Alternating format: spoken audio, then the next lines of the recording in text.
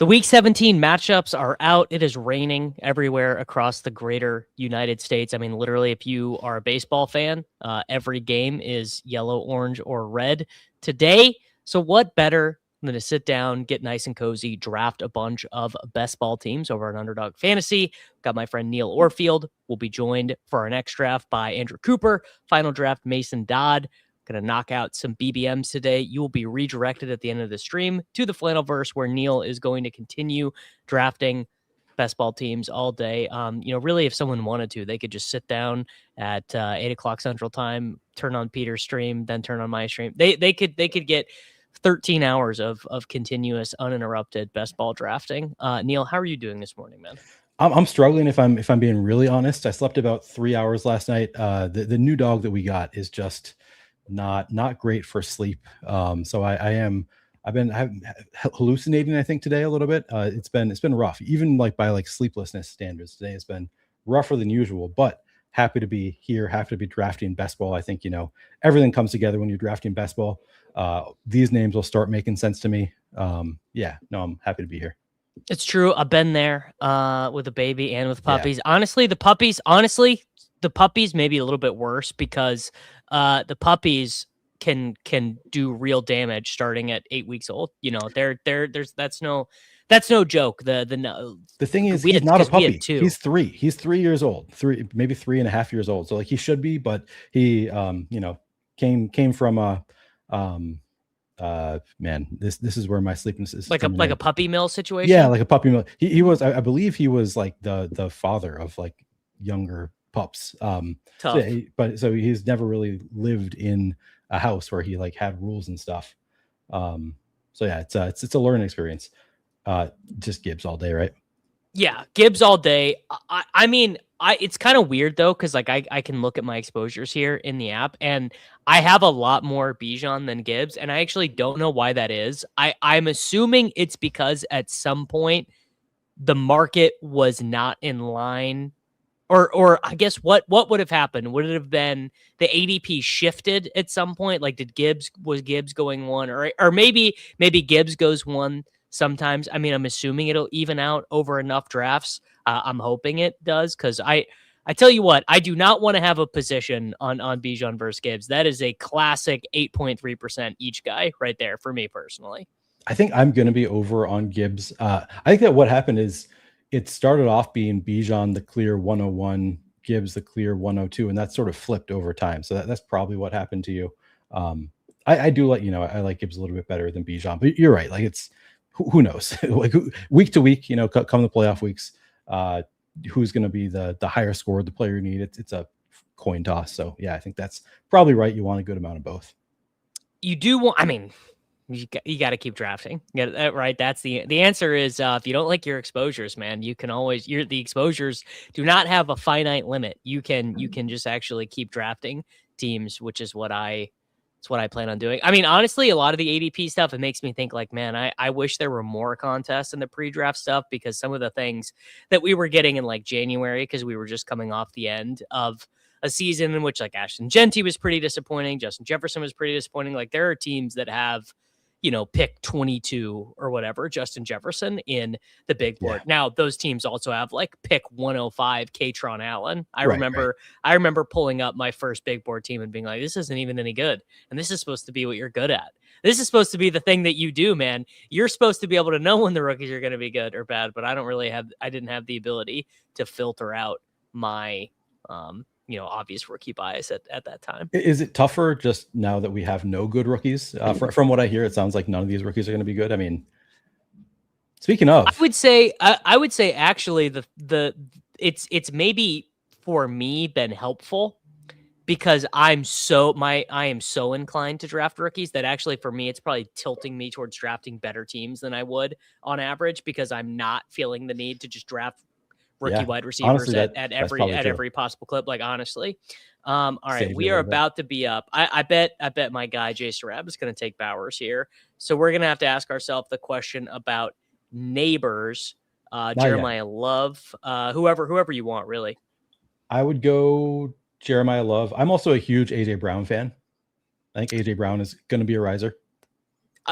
Dude, you're so right. I mean, the second he does actually get traded will be incredible. He was mid-second round previously. He's getting to, in my opinion, just an objectively better spot in New England. Like, they're going to be throwing the ball more. He's going to be the like head and shoulders wide receiver one. He's not competing with Devontae Smith. He was obviously or even Dallas Goedert. I mean, literally even a Dallas Goedert. Okay, there you go. And we can get AJ Brown right here. You know what? I meant to move Malik Neighbors down further than this in my most recent set of rankings, and I thought I did, but it looks like I didn't. Yeah. Oh no, I've got him down at 23. I just don't. I need to upload a new set of my rankings in there, which I can go do on another tab right now. All right, good question, Neil. Does Jeremiah Love outscore Ashton Jeanty's rookie year? Obviously, he is significantly cheaper. I mean, you can get him in the third round at sometimes in these drafts. I mean, I've seen him, I think, go as late as like 30, 31. I would think no, because he's not as good as Ashton Jeanty, and Jeanty had those two mega explosions, but the situations are similarly poor. Yeah, it's tough to know how much like Jeremiah Love is going to be the lead back right away. Like I think he could have a little bit of competition, where Jeanty was like pretty clearly right away the RB1 for the Raiders. So it is kind of, I'm with you. Like it's tough. I like Jeanty. I was gonna say my memory was there was like one game where they tried to do like Raheem Mostert third down back, and then they were like, nah, actually let's just totally stop doing that. And you don't, I mean, maybe I'm wrong about this. Maybe historically this happens more often than I think it does, but like a rookie coming in and immediately being a bell cow. I feel like with the Tyler Algier situation, and like he came in thinking that he was going to be the bell cow. I kind of wonder if the team is going to be a little bit hesitant to give Jeremiah Love all of the work just because Tyler Algier, like they kind of did make a commitment to him. Maybe they do want to give him the ball a little bit. Tyler Algier is making more money than pick 105 overall Chris Rodriguez Jr. is making. Yeah, I mean, it's kind of ridiculous. So you got to think they probably are going to be using their other backs, maybe not give him the full workload right away. But by the end of the season, I think Jeremiah Love is going to be awesome. I think Jeremiah Love is quite good. I don't think he is as good as Jeanty is. I mean, I think Jeanty might already be like the fourth or fifth best like skill level running back in the NFL. Where I'm at is I had some optimism. Actually, I had quite a bit of optimism about the Raiders last year. It was very misplaced. It was very bad optimism. But I don't have that same level of optimism about the Cardinals. Like, to me, I don't even think they're really trying to pretend like they're going to be good this year. Like, the Raiders were like, all right, well, we got all these old guys. Like, Tyler Lockett's on the team. We have a 79-year-old head coach. Like, there's no rebuilding project here. We are trying to win. It didn't work, but okay, so we are about to be up. I mean, Loveland gives us a week 17 bring back, but I'm amenable to whatever you want to do here. Yeah, I'd be fine with Loveland. I think he's a strong play. I don't know how I only have 10% Loveland. I guess because a little bit of time you had to actually choose between Loveland and Burden, and now they're on diverging sides of the board. It's Burden every single time for me there. And then this is why I love these heavy running back starts, because look at all these wide receivers we can take right here. I mean, any of these dudes. Yeah, do you have a favorite? I mean, I like JMO. I think JMO was a strong pick. Goes with Gibbs. Gives us a little Detroit double. I mean, JMO is definitely my favorite. I have McLaurin, DJ Moore, and Devontae Adams, who already went ranked way after ADP. I actually have the running backs here, Price, Tootin, and Judkins, either ranked ahead or right at average draft position. So, I mean, how did that happen? Did I not click the button on JMO? We got David Montgomery. I guess I didn't click the button. Yeah, I thought you were not buying my argument for JMO. I think you did click the button on David Montgomery. I think I saw that happen. All right. Well, you know what? That's a better misclick than randomly misclicking on Raheem Blackshear instead of Kalen Black. And this will be a different part of the game tree. That's also a good reason to have your custom rankings in there, because I'm actually fine taking David Montgomery there. Yeah, for real. The reason why what I was about to say though is the reason why I take Jameson Williams there is because he's one of the few guys I have ahead of ADP in that range. All the running backs in there, but I don't particularly like Rome. I do not particularly like McLaurin. I do not particularly like DJ Moore. I mean, I think I like McLaurin. I think I can make it stronger. I think like McLaurin was pretty good, just got hurt last year. If they can both stay healthy, I think he could be pretty good. So he's the one that I'm like, I kind of like him. All right, hit me with the big bull case on McLaurin. I just think he's a really talented receiver, and if Jaden Daniels can stay healthy, they're going to have a really good offense. He's going to be the like clear top receiver on the team. That's really all that it is. I don't have much. I have not like projected this out or anything. I just think Terry McLaurin historically, like just 2 years ago when they were working well together, had some big spike weeks, scored a lot of touchdowns. So I think that the bull case is, kind of remains where it was a couple years ago. And last year we were taking them, I want to say the 3-4 turn is where we double click Terry McLaurin and Jaden Daniels. And like, I still think that is like well within the range of outcomes, that kind of production. That is true. I mean, he did score a bazillion touchdowns. My concern, I guess I have two concerns, which is I don't know what the target shares will look like playing alongside if Ayuk gets there, because Ayuk is like a really good target earning receiver. And when McLaurin was doing his thing, he was playing with, the Three Stooges. Like De'Ami Brown was the wide receiver 2 in his big season. And I am a Jaden Daniels skeptic. Like, not like I think he's good, but I'm a little bit concerned on what a new offensive system will look like with him. And he's one of those guys where I'm like, well, if you told me that he just plays 8 games every single season, and that's just the story, and that was the concern for him coming in. Yeah. I mean, truly, like that, like it was like, dude, Jaden Daniels just like asked to be killed by these linebackers. That's like what he does. I'm trying to remember who it was, because I had that big concern, and then I read something from some like ESPN tout or somebody that was like, oh, but he's got like the musculature of Gumby, so like he can take these hits like better than you'd expect for a small guy, and he actually doesn't get hurt. And I was like, all right, fine, I'll buy in. That was like all I needed to get that push. Are you a BTJ guy? Did Jalen Hurts go? Then BTJ, I'm fine. Jalen Hurts, we can take Caleb Williams for the stack. Yeah, I'd be fine with that too. All right, let's do that. We talked about this the last time you were on. I am a Brian Thomas Jr. guy. I've got 12% of him across 500 drafts. I mean, this price is, he went, but this price is crazy, dude. I mean, we could take Parker Washington, we could take Alec Pierce. The 6-7 turn on the left side of the board is pretty tough. What do you think? I'd be fine with Parker Washington. Ramondre Stevenson. Yeah, I think Parker Washington probably my favorite here. P-Wash is, he's fine. I don't have as strong of opinions about Parker Washington as it seems. It's more that I have strong opinions about Travis Hunter. It's not that I think Parker Washington is this terrible wide receiver who, like, obviously it's his fault he didn't break out until year 3. Like, he's awful. I mean, he was an early declare from Penn State. He is still younger than Ladd McConkey. How about that? Younger than Ladd McConkey. That's a pretty good one. I mean, I think I think you should probably have at or above market on all the Jags wide receivers. Cause like, how often, Neil, in our fantasy football lives have we been met with one of these situations wherein, there's not a ball to go around. There's too many mouths to feed. And like, doesn't this sort itself out 100% of the time? I mean, I can't think of very many examples where it doesn't sort itself out. It always sorts itself. I mean, all 4 of them are not going to hit. Like, it's just it's very, very unlikely that all 4 of them are going to hit where they're going. But 3 of them, I think 3 of them can hit where Travis Hunter is going. We can get 3 of the Jaguars receivers to hit like pretty reasonably.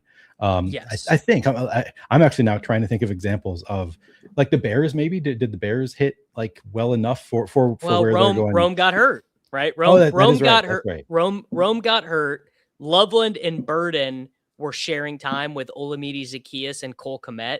But there are no Olamide Zaccheauses and Cole Kmets on the Jaguars. Like, they're like De'Ami Brown's not on the team anymore. I mean, I guess maybe Nate Borichter could be the fly in the ointment. They took him 54th overall as their second tight end. Maybe Liam Cohen is all in on this new wave in the NFL where it's all about, playing heavy, and doesn't matter that we have 4 really good wide receivers or 3.5 really good wide receivers. We're going to play a bunch of 12.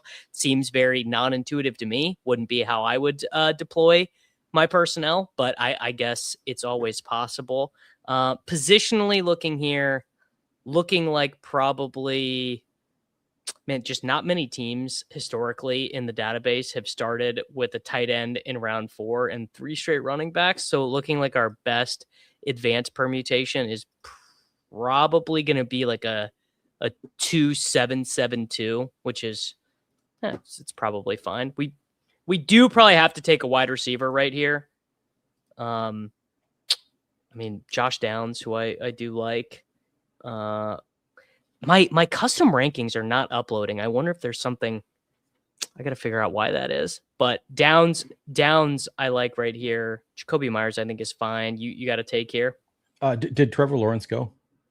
Trevor Lawrence went. If we want a quarterback, we've got Goff, stacked, or Nix would kind of be our option. Yeah, I'm fine with. If you want to go Michael Wilson, I'm fine with that. Take your pick. I think these all look like strong receiver options. You know what? I'm gonna take Matthew Golden because I like literally this is not a bit. I like woke up in the middle of the night last night, like 3 a.m., dead sweat, and I was like, I haven't been drafting enough Matthew Golden. Like, what about the Matthew Golden flop leg? Like, imagine being all in on him last year. Now he's like a clear starter, and then just abandoning him. I don't think I can do it. And we needed a second quarterback option there, which I don't know that I've selected Matthew Golden yet. So good to get a share here. You got to. Hey, I would advise the haters to do a Matthew Golden 4% exposure blanket because I think that's probably reasonable. There are so many ways for him to get there this year. Okay, so our options would be Goff and Gibbs, or Love and Golden, or Xavier Worthy, or Michael Pittman Jr. I would go Goff probably. I like that. I think the quarterback running back tandem pairing, if you think about how good people are at best ball now, how on top of it people are in terms of knowing the permutations, knowing the week 17, everyone's got their cool little overlay. Everyone's got their tools. I think that's one that is just under-owned to the field. Like, I think if you did apply DFS sims to a Best Ball Mania final or to a Best Ball Mania field, you would find that like the Goff Gibbs combinatorial ownership would be a factor of like a 10th of the St. Brown Goff or something like that. That's probably right. I do think like more and more people are doing it the past couple of years. So maybe not quite a 10th, but yeah. We can throw on a late Tesla or something. Hey, once you made the sale, stop selling. I love right. Isaac Tesla. Yes, to be fair, we do dream very differently. That is, it's happened to me many times where I've dreamt about something related to fantasy football. I can't think of an example of it ever happening and then immediately leading to me making money as a result of that dream. But it is not infrequent, obviously, because I spend a lot of my day, thinking about fantasy football. But the Golden thing is pretty straightforward. It's Josh Jacobs is another year older. They did not bring in another complimentary running back. In fact, let Emmanuel Wilson go. They traded Wicks. They let Dubs walk in free agency. They did not invest a wide receiver in the draft. So their options are Matthew Golden is benched for Malik Heath or Bo Melton. I think Malik Heath is not on the team anymore. Or Matthew Golden is like a legit like 80% routes guy. And I have noticed they are doing this same thing with oh my God, do you know who the current listed wide receiver 5 for the Green Bay Packers is? It's so dark. No idea. It is Sky Moore. Sky Moore is on the Packers? Sky Moore is on the Packers. Shanahan tree, was in San Francisco last year, comes now. Yeah.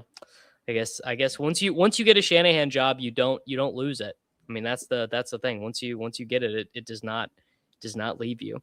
But yeah, I just think there are a lot of routes there. And I was one of the few people who thought Matthew Golden was good in college. Very, very few people are willing to still admit that. In fact, most people are trying to disavow that, but I'm fine putting my name on that one. I mean, you give me a 182-pound fast University of Texas wide receiver, I'm going to love that guy. Yeah. All right. We have got not much here. I mean, Jaden Higgins as a wide receiver 5 is fine. Shakir could take a tight end 2. Nothing, no stack really though. Do we reach here and just get Travis Hunter? Fine by me. What are we gonna do? We gonna not get Travis Hunter? Yeah, Not gonna double up on the Jags wide receivers. Yeah. Man, Kelsey's ADP is finally catching up to like kind of the reality of the situation. It's taken 5 months, but we did finally get here. You got a strong lean on anyone here? I don't hate Romeo Dobbs as a double, making the assumption that AJ Brown ends up there, but then you also get the added benefit with drafting those two together. If AJ Brown doesn't end up there, then Romeo Dobbs is a really strong value here. That's really good, Neil. You guys should take that one from Neil. Combo ownership of Romeo Doubs, AJ Brown, far too low considering their diversified ways of getting there. Like they can't impact each other. I mean, no chance can Jeremiah Love be the number 1 overall running back. The Cardinals won't score enough points, but he'll have seems unlikely. Yeah, I mean he'll be fine. I have no opinions about Jeremiah Love. I've never seen him play. I've read the JJ Thacker recent blurb. He sounds good. Yeah, you should watch some of his highlights. He's pretty fun. I do like watching football highlights, so maybe I will. Yeah.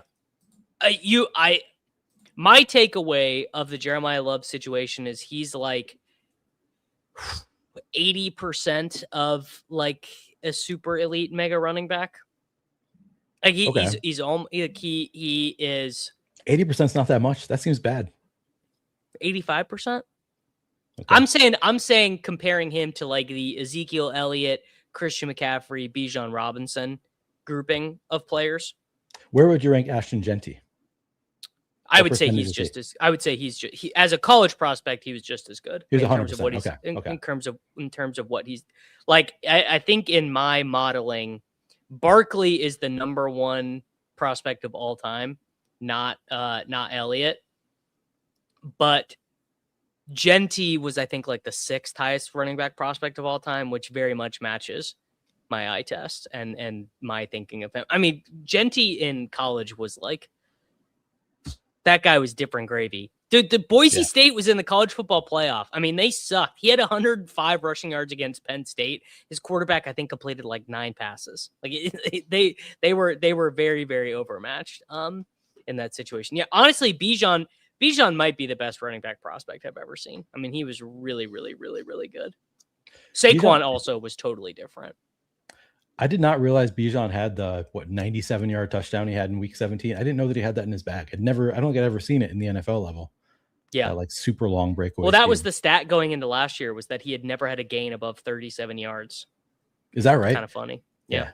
And you watch him, it's just like the way he like goes and like changes directions and goes to the other side of the field all the time. It's like, how does he do that? Why can't other running backs do that? There's not much for us at running back here. Tight end too. I mean, any of these guys, this is kind of a weird part of the draft. It is a weird part of the draft. Do we have any stacks we want to do? Chig is a week 17 bring back. Yeah, is for our Jacksonville stuff? Yeah, that's fine. To me, there are no reaches. When the top of the queue is Rashid Shaheed, Cam Ward, and an unsigned Stephon Diggs. I don't really think I'm reaching on anyone. Although I did in my most recent rankings update, I moved Diggs way up. Just thinking like he's headed to the 90s once he gets signed. I mean, running back is just like so cooked right here. You want to take Diggs? We could go or Shaheed. Diggs or Shaheed. Yeah, sure. I'm fine with Diggs. Let's take Diggs because my bags are a little lighter. Honestly, only logic there. My bags are a little lighter, and I'm trying to fix that. I think I need to refresh to get my updated rankings in. Honestly, what would a fully concentrated Packers offense look like? I literally don't even know what would that look like. What do you mean by that? I mean, Tucker Kraft might be the Christian Watson, probably the top receiver. Tucker Kraft, I guess, would be number 2. But who knows? Maybe we get one of these other receivers breaking in there. Just thinking about how annoying the wide receiver rotations and everything have been for the Packers the most recent couple years, where like no one's run more than 80% of the routes. You got like Golden and these UDFAs from D3 schools, like all running like 30% of the routes. It's super, super annoying. Yeah. Man. Alex, I'm pretty sure Gunnar Helm is my most drafted tight end. Is he really? He might be my at this stage of the game. He might be my most drafted player, Neil. Let's go. Let's check the tape. Or I'm hoping he is. Maybe it's Burden, but Gunnar Helm is okay. He's my second most drafted player. 27% Luther Burden, 26% Gunnar Helm, 24.6% Ken Walker. I don't think I've drafted much Gunnar Helm. That's interesting. Maybe I need to start. I don't think that he is, being suggested to me in the tool that I use. I was gonna say, I bet because Karain is so light. Karain and the leg up boys are so light on they're just light on the Titans. Oh yeah, they just Karain is like the number one Cam Ward hater. To which I am, and not like I'm going to the mat for Cam Ward. It's more just like I'm pretty sure he's good. His competition for tight end snaps is Daniel Bellinger, who's been mogged by every tight end he's ever played with. And I don't really see very many other tight ends down there. Like, look at this range of the draft. How many of these other tight ends are going to have 80% route shares? I mean, it's not going to be Barner won't. Freiermuth might. Dalton Schultz, maybe. Oh, they have a lot of wide receivers now. He could.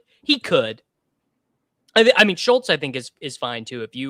If you are more of a safety style drafter, I could totally see taking Schultz every time instead of Helm. But like I'm trying to embrace, because I think Helm might be quite good. That's my supposition.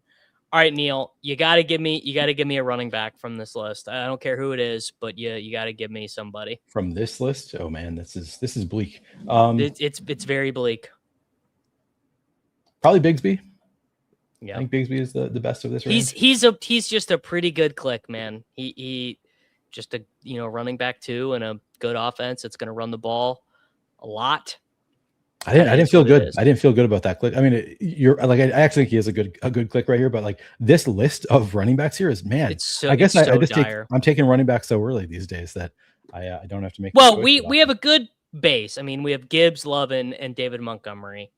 I mean, we probably should take. Honestly, we should take. Oh, Tesla, our boy Tesla. Yeah.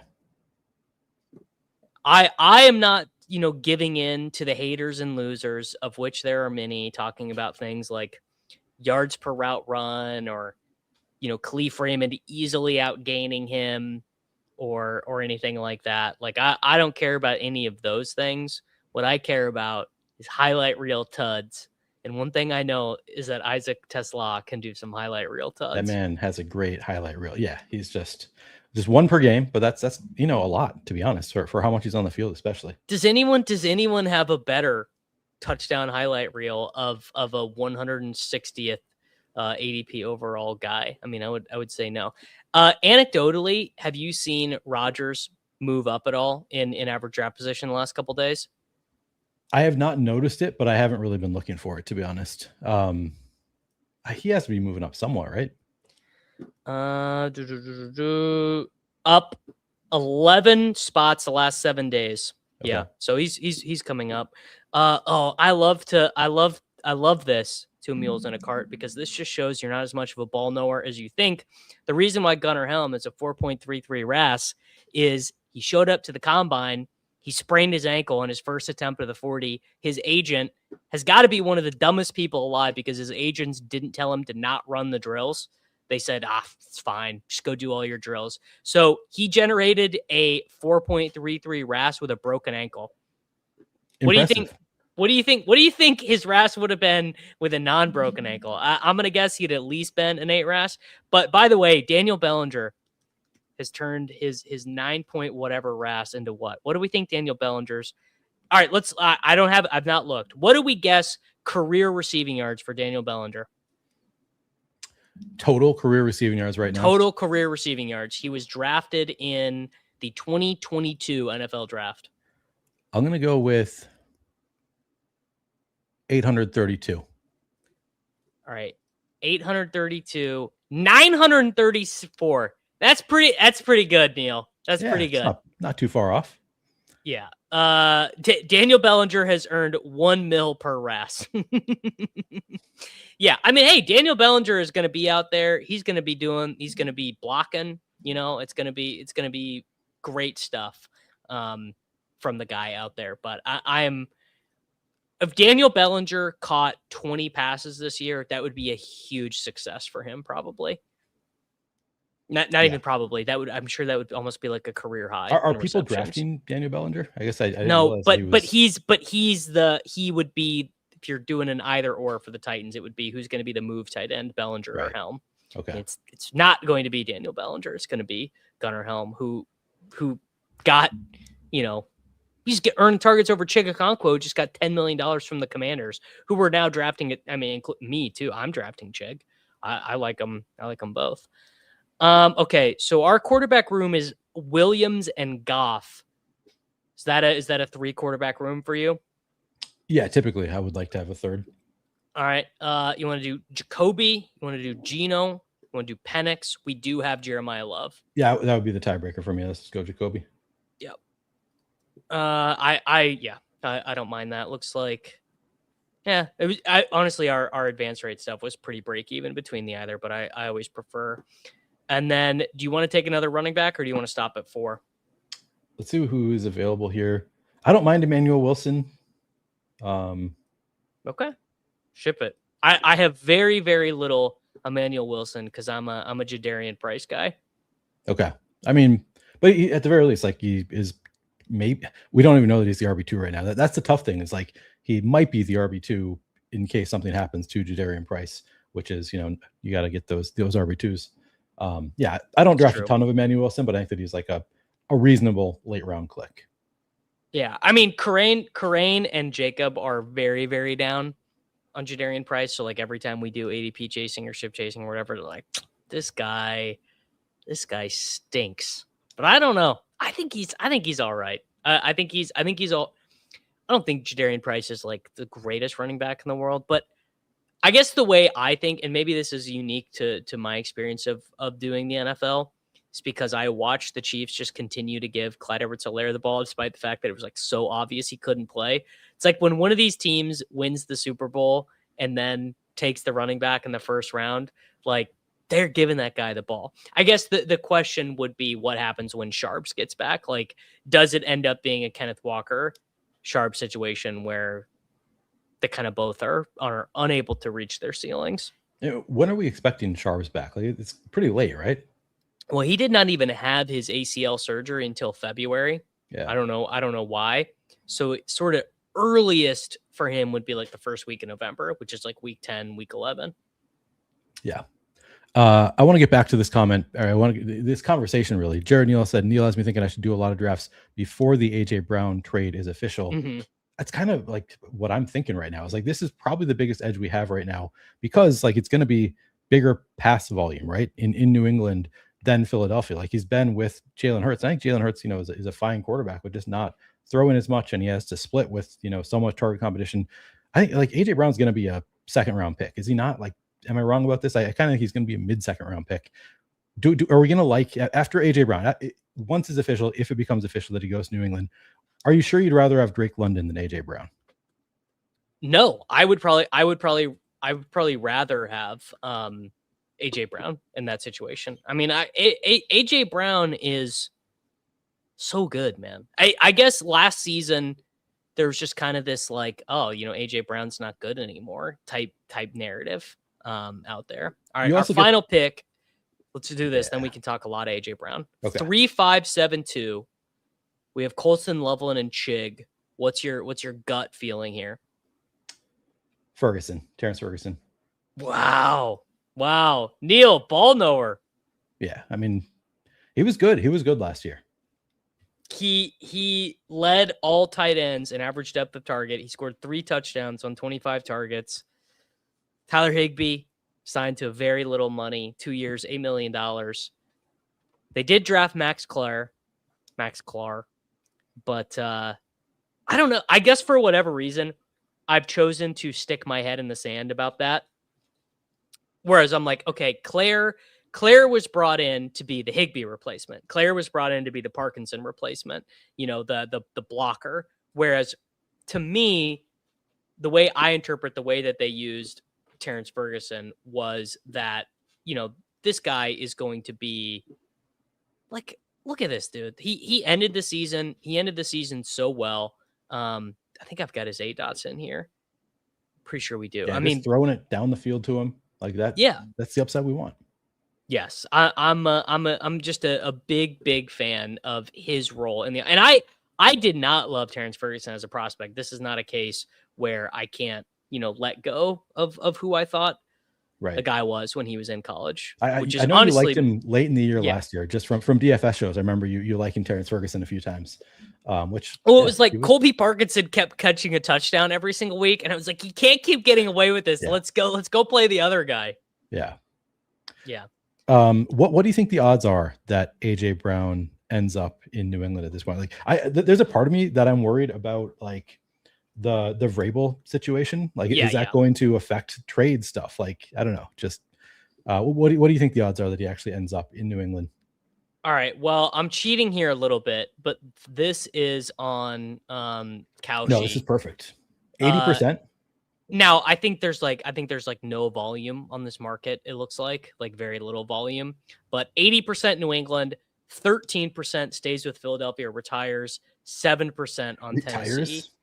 Yeah. I mean, I assume that was just whatever the market maker did. I mean, can I just search AJ Brown?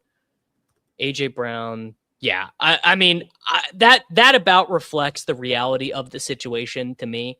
It feels like we've gone on so long with this soap opera that the soap opera resolving with AJ Brown just going back to the Eagles feels like, I mean, essentially like almost impossible. How do you have this whole imbroglio with Deanna Rossini and Vrabel, and AJ Brown is going on podcasts like smirking about the fact that he already has a house in New England, and like Adam Schefter is reporting everyone in the league knows this is happening. They only have to wait to June 1st because of the money and yada yada. And then Howie just decides to play hardball and says, come and play. Like there's no way, man. And we already know Howie has done basically this deal. He traded Carson Wentz to the Colts and ate, I believe the number, I can't remember if it's $52 or $56 million of dead cap to get rid of Carson Wentz. Like they're going to do it.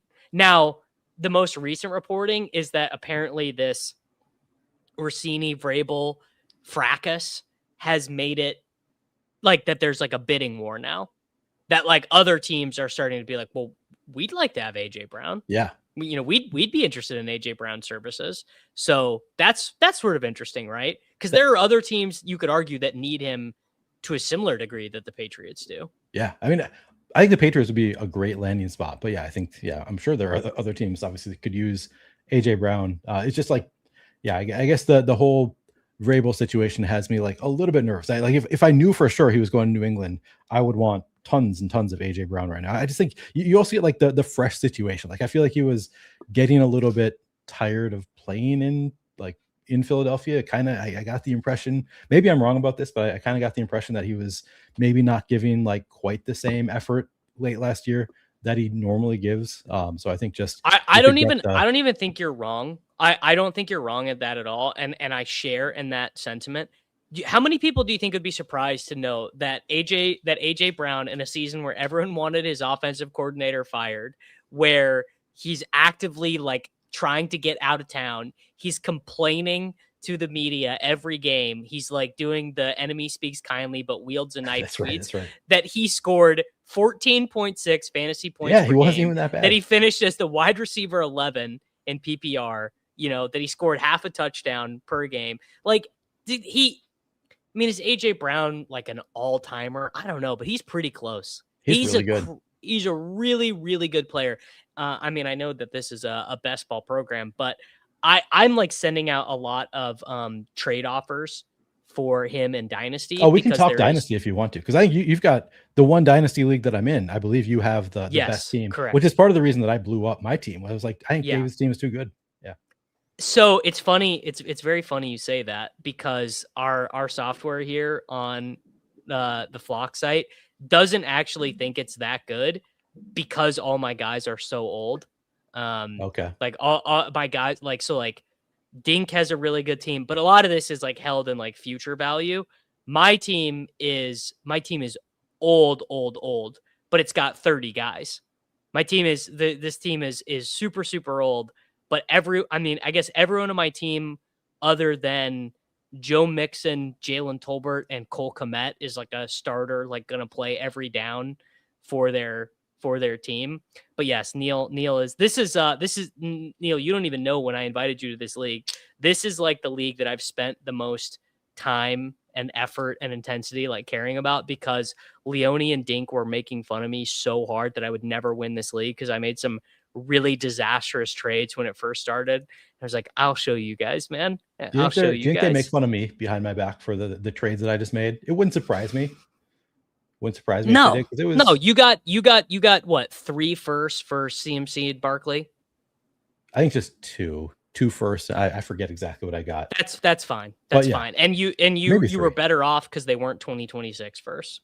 Yeah, it was just were much my better team off. was like, I could have had one more year of like really competing in this league. Actually, the trade that I ultimately made with Leone, I had offered it to Dink first, and Dink was like, "Wow, that's really interesting. I can't do it, but I'm really tempted."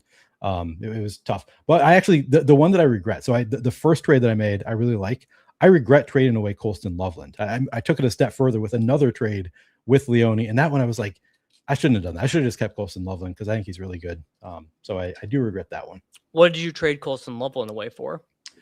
I forget in total. I got the number 2 wide receiver in this year's rookie class.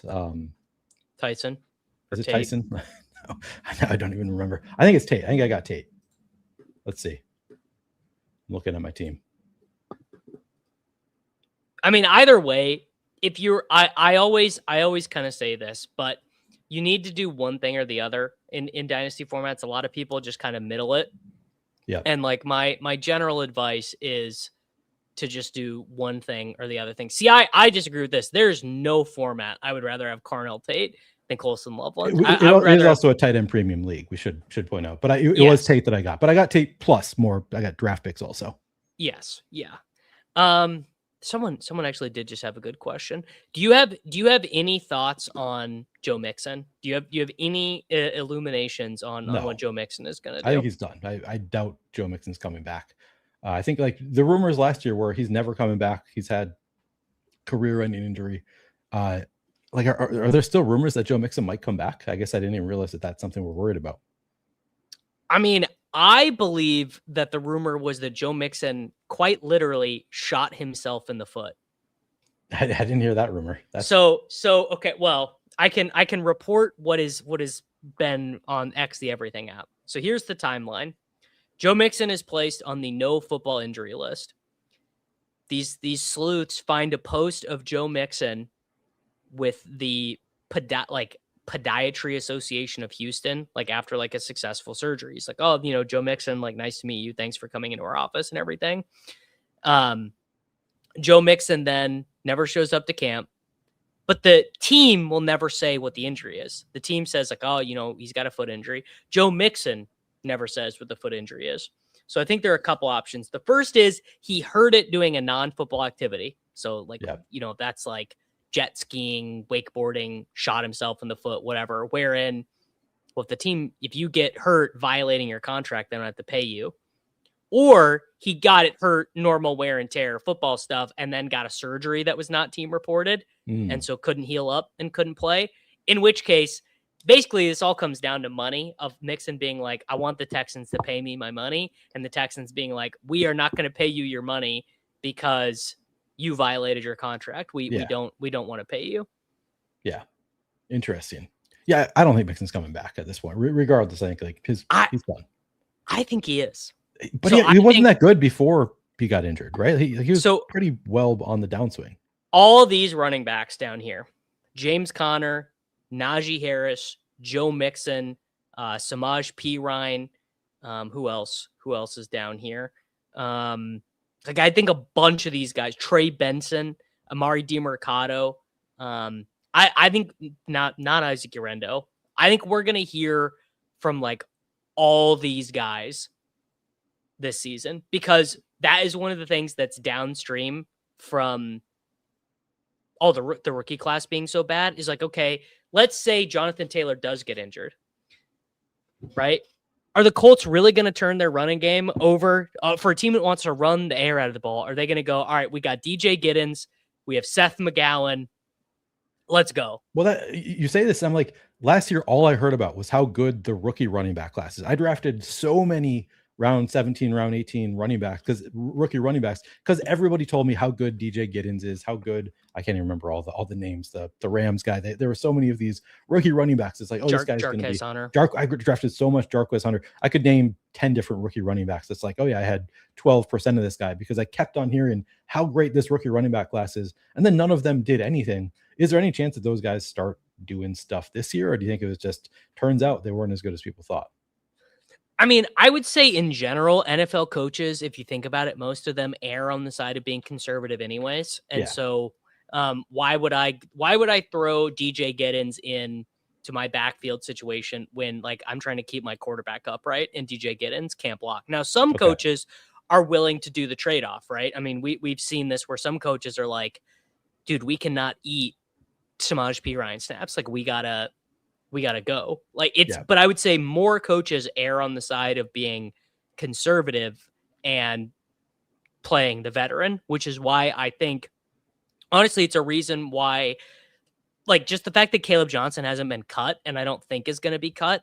Like, I've taken a little bit of Caleb Johnson because I'm like, okay, well, we got Rico Dowdle and we have Jalen Warren, but like Caleb Johnson is the biggest guy in that backfield, and he was a 3rd-round pick last year. There's been plenty of 3rd-round picks who have done absolutely nothing year one. I would say maybe that is actually a word of sort of caution for a lot of these running backs down here who disappointed us year one, but are still on rosters. Like Devin Neal would be a good one. I mean, Trevor Etienne, like what if Trevor Etienne is the passing down back for the Panthers instead, because Jonathan Brooks can't stay healthy?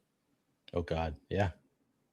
Could happen, I guess. Like, is there anything funnier than the fact that Jonathan Brooks is up to, where is he? Running back 42, 124th overall. Nothing has happened. This dude has no NFL history. This dude has not played in the National Football League. He played one game. And all we've heard is him saying like, oh yeah, I'm not 100% yet, but like I'm getting there. It's like, but I'm getting there. 2 years later. I'm almost 100%. Yeah. Like that is, I mean, it's not great, right? I love that we're making fun of this, and I see that you have 11%, and I'm sure I'm similar. Like I think I've actually drafted a fair amount of Jonathan Brooks. While I hate this. Think I want to hope. I mean, let's fact check myself in real time. I want to say I started drafting Jonathan Brooks before it became evident that it was going to be like something that everyone was doing. Jonathan Brooks. There you go. So I have 22% 22 average spots of CLV on Jonathan Brooks. My average pick 148.6. So nice. A little, well, I mean, there are going to be plenty of players where that is a big red number this year. I mean, look at the red number I have on Mahomes. I already have negative CLV on Mahomes. Who cares? Mahomes is just a good pick. He is just a good pick. Do you how many drafts have you done? Do we want to talk about some of your exposures? You got anything real interesting right now? Let's see. I mean, I have used the Sidekick for most of my drafts. Some of them, like almost all my drafts, it has been open. Some of them I've just been like, okay, this draft I'm only taking Sidekick, top optimal, whatever. Some of them, most of them, I like, do editorialize. I take who I want to take. Let's see. I'm pulling it up now. Let's see. Completed. Well, I mean, look, as long as you don't have 30% of Kyler Murray, you're going to be not pulling a Davis Maddock. And I mean, how much JJ McCarthy did you have last year? Because I was on that one with you. JJ McCarthy 20? Flaming out as bad as he did. I guess we all got accustomed to it very quickly. Like we were like after 2 weeks we were like, oh no, this isn't happening. And then it's not happening. That guy looks bad. Yeah. The guy looks horrible. But it's like there were a lot of there was a lot of optimism surrounding JJ McCarthy and the Minnesota Vikings last year. Yeah. Like, it was not just fantasy bros. It really wasn't. Yeah. No, and that's why I bought in, is because I kept on hearing about how good he's going to be, and he's going to run, and he's, and like the system, you can't fail in the system. The Vikings have brought in every quarterback they bring in is so good, and it's just like, oh, well, this guy just doesn't know what he's doing. Like, just looks like he doesn't know he's supposed to throw the ball. I don't know. It just did not look good. Yeah, that was brutal. So looking at my pre-draft exposures, and this is a very much sidekick colored. Ted Hurst, my highest exposed player. I don't think I knew who Ted Hurst was for most of the drafting season. That's ball knowing. I'm a big Ted Hurst guy. Aaron Jones, I have 35%. That's another one that last year I was a big Jordan Mason over Aaron Jones. I mean, I ended up overweight on both of them, but just the way the Vikings were using Aaron Jones late in the year, I was like, all right, I guess where he's going, he's fine. I have 32% Dalton Schultz this is all pre NFL draft. 30% Trey Tucker, 27% of your boy Mahomes, 27% Deebo Samuel, 26% Kyler Murray. So not a lot of big surprises. 24% Jeremy Bernard looks pretty good. Yeah, I don't know. None of these are that exciting, and a lot of it is very much sidekick based. Do you have anyone that you regret right now? Ooh, that's a good question. So based on, let's see, looking at my earliest exposure, I mean, Ted Hurst, I think, worked out pretty well. I think I'm happy with Aaron Jones. I have one. Like, going as hard on Stowers as I did. I mean, regret in the sense of, like, if you would have told me he was a second-round pick to a playoff team from last year, I would have been like, I'm going to draft him even harder. Knowing that it was the Philadelphia Eagles after they signed Dallas Goedert, I obviously would not have made him. Pre-draft, he was my most drafted overall player. I've stopped drafting him near as much in the post-draft contest for sure. I think I'm finally starting to accept that I came in too bullish on Bucky Irving. Like, just given the way the situation has gone, like, I was really in, because I'm like, he was still good late last year. They were using him a fair amount.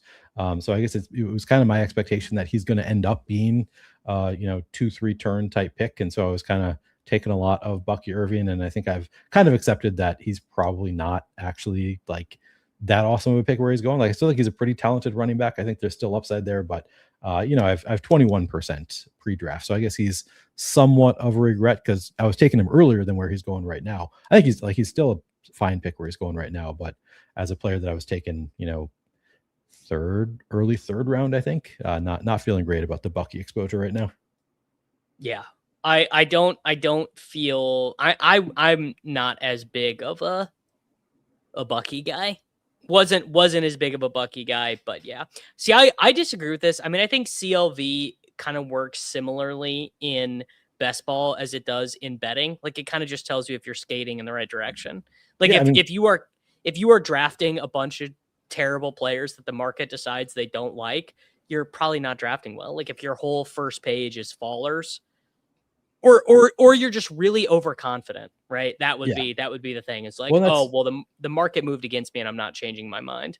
If you read Leone's Best Ball Manifesto, that has been one of the recurring themes is like getting CLV is like generally a pretty good indicator of how you were as a drafter and how your teams did. Like, the teams that generally do the best are the teams that had the best CLV. And my teams on DraftKings that did well last year, one of my teams that did well on DraftKings last year was just like had awesome CLV. And that's kind of, it ends up being a pretty important thing.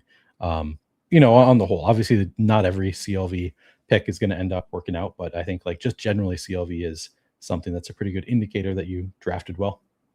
Yeah, I mean, I think people oftentimes take the wrong lesson from like, oh, best ball is so random. Oh, the best ball winner, crazy. You could never do like, oh, such a 0.001% outcome. Like, the things that happen, like whatever happens in week 17 or week 16, or Kyle Pitts goes for $1 billion in week 15, those things are not in your control. The thing that is in your control is constructing your teams properly so that you can advance a bunch of teams that have like good, honestly, like, it's just advancing a bunch of stacks. Like, if you have a 24% advance rate with a bunch of quarterback double stacks that are positioned properly with like right draft capital roster allocation, that's kind of your job. Right. And it's boring. And it's like, also it feels kind of dumb because, you know, I remember Ricky D tweeted this a long time ago. It's just funny because he kind of became a best ball bro after he gave up playing DFS for a living. But he was like, imagine the Sunday Million, like the Sunday Millie Maker on DraftKings. You painstakingly set every single lineup by hand. You don't use an optimizer. You don't go to run the sims and click the optimize button. You make each one by hand. Each one takes an hour, and then you just like easily don't profit, right? You lose, and then you do it again the next week. Like that's what we're doing every summer, Yeah, that's funny. Yeah. 07 says, or the market is just wrong. But it's just like that's the what the best ball data has shown is that the market is actually pretty good. Like the market's is pretty good. Efficient. Is sort of what the data has shown over time. So I think, I think a lot of us want to believe that the market is wrong, and we kind of fight against it a lot. And then it ends up being like, overall, the market is pretty good. Yeah. All right. Our final team was Caleb Williams, Jared Goff, Jacoby Brissett, Jahmyr Gibbs, Jeremiah Love, David Montgomery, Tank Bigsby, Emmanuel Wilson, AJ Brown, Parker Washington, Matthew Golden, Travis Hunter, Romeo Dubs, Stephon Diggs, Isaac Tesla, Colston Loveland, Chigakonkwo, Terrence Ferguson. That's a pretty good team. Pretty good team. I'm happy with that. Happy to have my name associated with that team. We got some nice stacks. I feel like we got good, positional allocation of capital. I'm so tired right now that I'm like saying things. I'm like, do those words make sense together? Like, did that sentence come together the way that it meant in my head? It's a strange thing. You seem to get a good amount of sleep for a guy who has a young child. You do a good job of always seeming like you got enough sleep. Well, first off, sleep is very important. No, you can't mess around. Can't mess around with sleep. And more importantly, my son did actually no wake ups last night. Just that's put amazing. him down. Bro slept the whole night. All right. You are going to be going live in 2 hours. The people will be redirected straight from here to the Flannelverse. So the people will see you very shortly, Neil. Hell yeah. Appreciate it. Thanks, Davis. All right. Later, buddy. Welcoming in to the program for the very first time, one Mr. Andrew Cooper, my guy. Thank you very much for joining us. How are you doing today, man? Dude, thank you for having me, man. It is a beautiful day here. I heard you talking earlier about rain across the country. Come on, dude. Don't rub it in, man. Come on. Come on. Boston, don't rub it in. But here's the thing, dude. Where else would I rather be on a beautiful day than here with you and all of the best ball block there is out there in fantasy space doing a little best ball action? So I got the blind shut. I'm ready to get crazy with you, dude. All right, he's got the blind shut. I mean, I'm down here in pitch black darkness. Not even the windows in my basement are getting any light in because it's straight up dark outside. Dude, if this bad weather follows me to my golf weekend this weekend, Andrew, it's gonna be a very bad time, man. I've been like, I don't know. Are you a golfer? Oh yeah. Okay. Absolutely. So like, you plan the trip with your boys, you watch a video on the course you played at. You're like, oh my God, do they play a PGA event here? Like, I gotta watch. Mm-hmm. I'm going to go play this on a golf simulator. Like if I get rained out, man, it's going to be top 5 saddest things in my life. You're pulling out the farmer's almanac to schedule it in like months in advance with the weather. I'll tell you, hey, it makes you feel better. I already looked at the weather here. It's supposed to be, and this is just south of Boston, 93 degrees tomorrow. Today, it's already it's getting close to that. And this Friday, 61. Going to rain on Saturday. So we're absorbing it here. We're taking the hit here so you can thrive there. Where do you live, man? I live in St. Louis, Missouri. So okay. Right in the middle of the country. We get all the bad weather, very, very little of the good weather, but we find a way. We find a way this to make weekend, it happen. Though, for the boys, dude. This weekend gonna be beautiful. Yes. All right. Let's hop in. You actually filled in for me on ship chasing 2 weeks ago because I was out on another vacation, just a globetrotting guy this summer. Shout out to my wife. Yeah, shout out to my wife for planning lots of vacations when, dude, she doesn't know the pit bull's open. She doesn't know the Frenchie 3, but Superflex needs to be drafted. It's crazy, bro. Right. It is so funny in this industry how that happens. And my wife will tell me 15 times too. Like she'll tell me 15 times over the course of months we're doing something, and then put it on the calendar.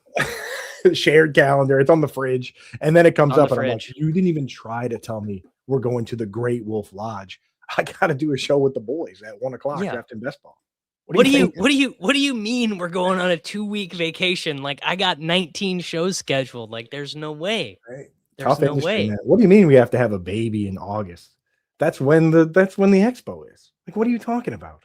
But I shout out to my son. He came in November. So it's like, dude, I get to skip a week of writing a waiver wire article. Amazing. what a guy. Shout out to him. Yeah. I had July 30th and now early August, dude. So just absolute crunch time. Did a show with Pat Fitz from the hospital. Yeah. Yeah, I was gonna say that's worst possible timing for in our line of work. You would think maybe like September. No, August is that's when it's coming. Once the actual games start to come, it's a little bit less important. Way less. Preseason, yeah. And the schedule's rigid, right? You know, it's like you got the deadlines are set, right? I can't move Thursday Night Football. In August, it's just panicked. I'm trying to get these takes out, dude. Trying to make sure all my followers and everybody out here that they win all their leagues, that they win all these best ball contests. It's much more stressful, dude. Give me the structure. Correct. All right, we are drafting out of the 8 slot. What is your best ball drafting diet like? Are you like 50 teams, 200 teams, 500 teams? So I try and hit every, like if there's a single contest, I do it. If there's a one that pops up like the mini golden, 10 teams, I just hit all 10 right away. And then I maxed out best ball mania last year. So I have I'm not doing like 1,000. So you're one of us. I'm playing. Okay. Yeah. Okay. All right. St. Brown, Lamb, Jefferson. Your choice. Dealer's choice. Let's go Lamb. I know you did and I'm about even on both. I know you just did I tuned in the last one. I realized I wasn't even following Neil, so I'm following Neil now. Thought that was a great show. But I saw you guys did the big Lion stack last show, so let's lean into some Cowboys. Okay. Hey, I'm hip. Schottenheimer. One thing Schottenheimer loves that is a sickness for many other NFL coordinators. He actually loves to pass. You kind of have a hard time finding coordinators who truly are in love with the forward pass. Many of them view it as like woke nonsense that they're forced to do to like have to win games. But Schottenheimer actually likes it. He's actually pretty hip. Like he's like, all right, Dak, if you want to throw 650 times, like we're gonna do it, bro. I'll never forget Mike McCarthy firing Kellen Moore because he passed too much, because he was too good at moving the football. And he was too good. The defense was tired. No, dude, this is in fantasy football land. Give me that, dude. I want Joe Lombardi basically just calling pass plays to the running back instead of handoffs. Like that's what we want. And Kellen Moore was like obviously super good at his job. Like obviously it was a crazy. I kind of forgot that too. He's just like obviously very, very good. Won a Super Bowl for their rival. No big deal, Mike. Don't worry about it. Man, Barkley here would be fire, but also, I mean, Kenneth, wow. All right. I mean, I think we got, just for combo reasons, we got to do Barkley, I think. Yeah. Mm-hmm. Yeah. And where are you at with, let's say, you have no bias. You're sitting there, Barkley, Hampton, Walker. Where do you go? I have, despite as biased as I am, I actually do have Barkley ranked first of those guys. There just is like, Barkley was like legitimately bad last season, both in terms of like his efficiency metrics and in what the offensive line did.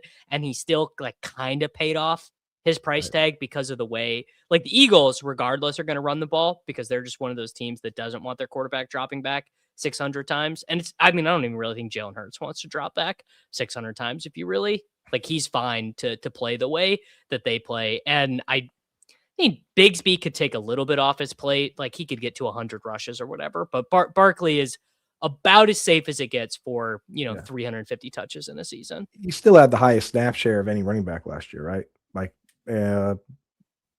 I would have lost that. I would have guessed McCaffrey. I would have guessed McCaffrey. I was just looking at it actually the other day, just looking at the percentage, and he was 1 and Javonte Williams was 2, which surprised me a little bit until I started thinking about it. And I don't see. I was going to say that actually is not surprising to me because man, did those coaches hate Jaden Blue? They fucking hated that guy. I hated him, dude. Later, Night Phil. Yeah. I mean, and then they didn't do anything really this offseason, so I don't see why that wouldn't be the case. He is that's the Najee Harris or Joe Mixon team. I fear that's my fear. Okay, we got we can kind of do whatever here. We have got Barkley, Lamb. I'm honestly fine with any position, any of these guys. Jacobs. I mean, I don't do much Josh Allen, but whatever you want here. I don't do Josh Allen here. No. Let's go.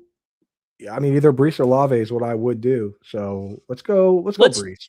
I was gonna say let's do Brees because generally speaking, these we're just gonna have more positional options at wide receiver, and running back will be you can't even really get Javonte mid-4th anymore. He's almost creeping towards being a 3rd round pick now, which is not a sentence that I thought I would be saying in 2026.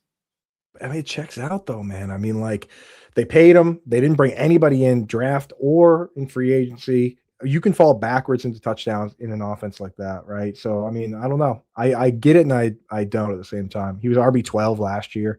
But Brees Hall is one of those ones where I just never regret the click because I know in my heart of hearts he's a good football player. And I'll never shame myself for losing on a Brees bet because one of these years it's all gonna happen for him. Like if I've been saying this, if you told me that Geno just starts the year or that the Jets go over their win total, I'm like, bro, Brees is a 1st round pick. Right. And this is, I mean, even last year, like with the explosive run rates, I think he had like the 2nd most 15+ yard runs despite being on the Jets. Like he's just a guy that I'll go to Looney bin drafting him.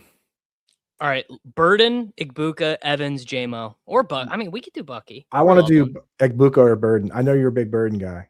You know what? Let's do Igbuka. Let's just I honestly, if nothing, like if not stopped, if I don't consciously make an effort, I'm gonna have like 40% of Luther Burden in these drafts, and it's like dangerous. I don't want there to be an ankle turn for Luther Burden that ends my best ball season. But I mean, do you think that's crazy, or are you with me on Burden? No, because the path is exactly there. My thing on Burden is that like you look at guys like CeeDee Lamb, and as a rookie, 94% route participation from the slot. Then he finally gets the full-time role, and in year 2, he took a step. Year 3, it was wheels up. And then you look at JSN, same thing, behind Tyler Lockett and DK Metcalf, big slot usage. Year 2, took a step. Year 3, it was big. The thing about Burden is that like I got a big exposure to him too. You look at JSN and Lamb in year 2, they both had like 1,100 yards, right? More catches for JSN, better points. But like if Burden comes out and has 1,100 yards, that'll put him on the path that the best guys in the league have. But is that necessarily like world difference making changing? You know, like I could see him coming out and having a crazy year, or he could just stay on the typical trajectory. I do think he's a great pick there. Igbuka, I wasn't clicking, and now all of a sudden I am clicking. Now that we know he's going to be the Z.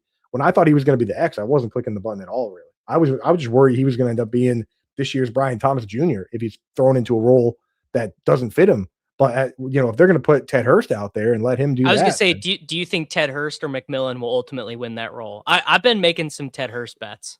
I believe, and this may be controversial, but I believe that at the end of the day, it's going to be Godwin and Igbuka in 2 wide receiver sets. In which case, one of them will win it and probably pay off a little bit, but I think Godwin is the guy that's the value at ADP. All right. You got anything for me here? Yeah, I mean, I haven't taken. I never take quarterbacks early, but I have been taking Lamar. Let's take Devontae Adams though. No, we can take Lamar, bro. Let's take Lamar. I've been taking him more.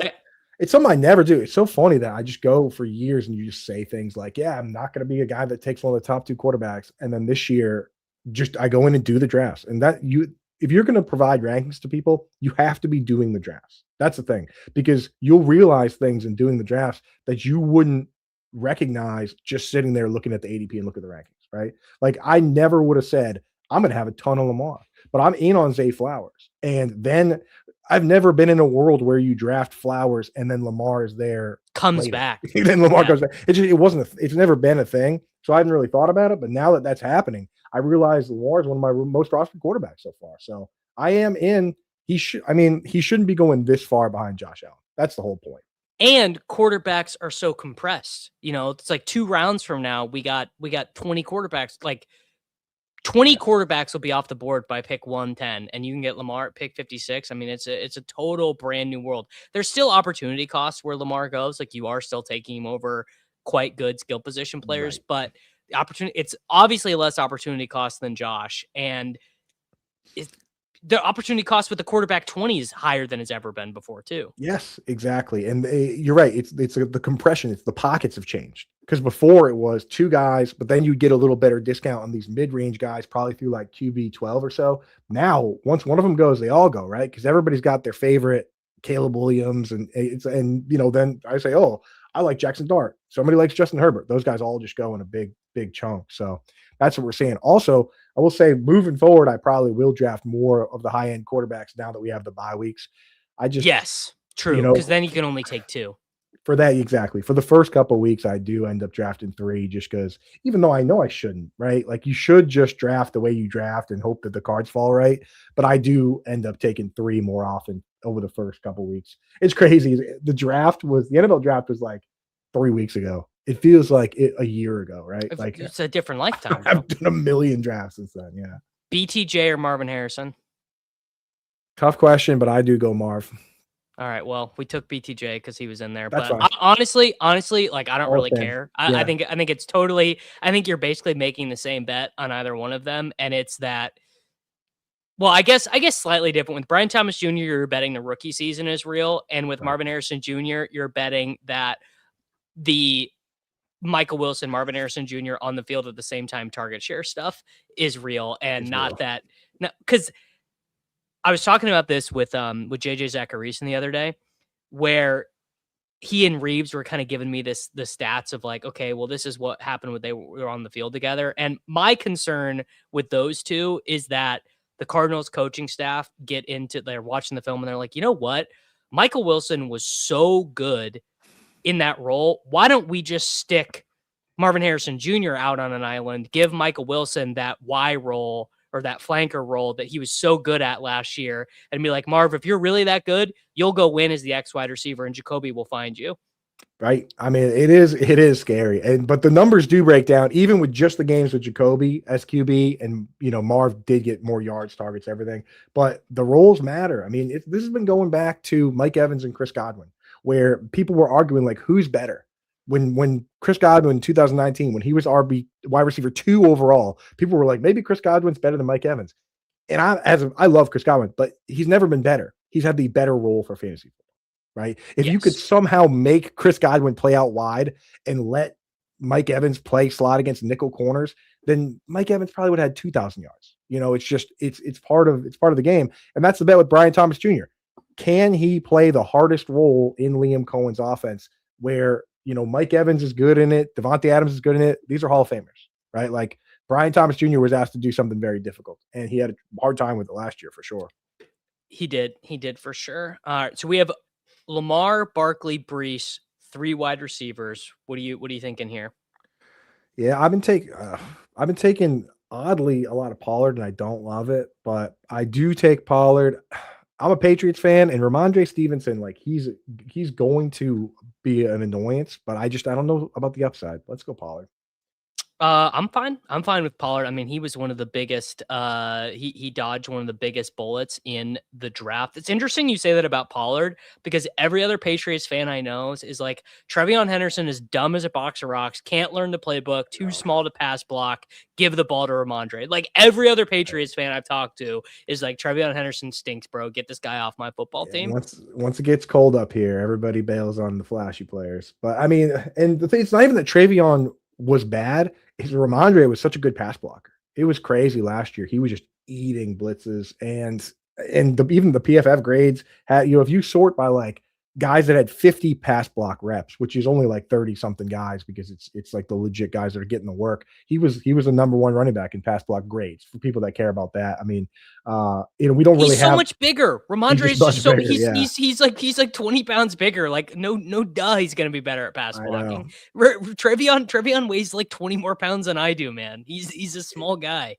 Exactly, and that's the thing. I was like, when we drafted Trevion, I was like, man, I hope he can be the next James White. And people are like, dude, if he's James White, that's such a bust, blah, blah. I was like, James White is like a gold-plated pass down back. He has the record for most receptions in the Super Bowl. Like, let's start there. You know what I mean? Before somebody can be Alvin Kamara, they got to be James White. And I'm hoping he gets that role, the the thing is, he outscored Ramondre in fantasy, so it's a tough click for me. Pollard looked he looked good down the stretch. Yeah, down the stretch, he looked really good. When they played well, he played well.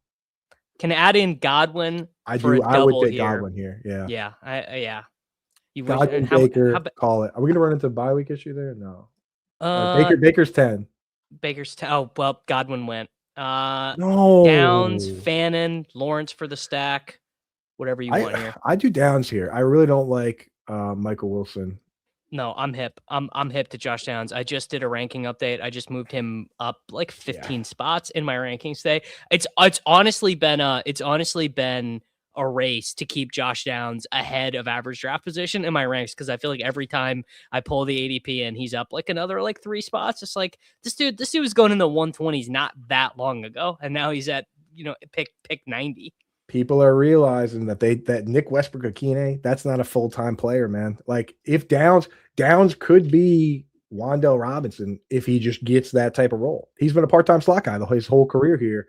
The spreadsheets all love him. I think a lot of people just got hurt by him. The people that have been like pushing Downs because of how good he looks in target, all the per route run stats, he's looked great, but he's been a part-time player. I think those people are scared to get hurt again. But for me, at this stage, dude, Alec Pierce is a good player, but he's not going to command 150 targets, right? No, to Alec Pierce, I mean, Alec Pierce is like, I've done like 700 drafts already, probably more. And I just like it's like, I can't fathom the Alec. It's like, look, he is what he is, man. Either he scores a bunch of long touchdowns or he doesn't. And I think he's overpriced for a guy who's going to be asked to score a bunch of long touchdowns, especially with a quarterback coming back off of a bum Achilles. Right. Like if Alec Pierce in free agency signed with a scheme that like is obsessed with that, like if he went to go play for Clint Kubiak and try and do what JSN did, which he can't, but like if they were going to give him that opportunity, then I'd be like, okay, perfect. They're going to use multiple tight ends. They're going to use a fullback and they're just going to send this guy and chuck it all the time. Like then I could get on board with it. But like the way that they're rolling it out, not really in love with that. I think, even if they do feed him the targets, like with his play style, you're not going to get to 150, 100%. I just want it on the record, 202 pounds for a running back, very small. That's very, very small. That's like a guy weighs, I remember Emmett Johnson weighed 203 at the combine. And I was like, well, that's not going to play, man. That is way too small for that. Right. People always bring up Christian McCaffrey and what he weighed in at the combine. Have you seen Christian McCaffrey? Yeah, he doesn't weigh 200 pounds anymore, dude. He looks like a Ninja Turtle. Like that guy he's got to be 215, 220 minimum now. Yes. Everyone should have to weigh in every year for us, just for fantasy. They should. That's true. Are you a Matthew Golden believer this year? I'm more of a Michael Pittman guy in this range, but I'm with you on again, I enjoyed the last segment, so I'm with you on the blanket. You got to have minimum exposure to certain guys that in my opinion, anybody that has a path to being a top 2 target on their team, regardless of the team, you need to have a minimum investment in because you just don't know. I agree. I promise you that if Alec Pierce can do much more than what he can do, someone at some point in his life would have asked him to do it.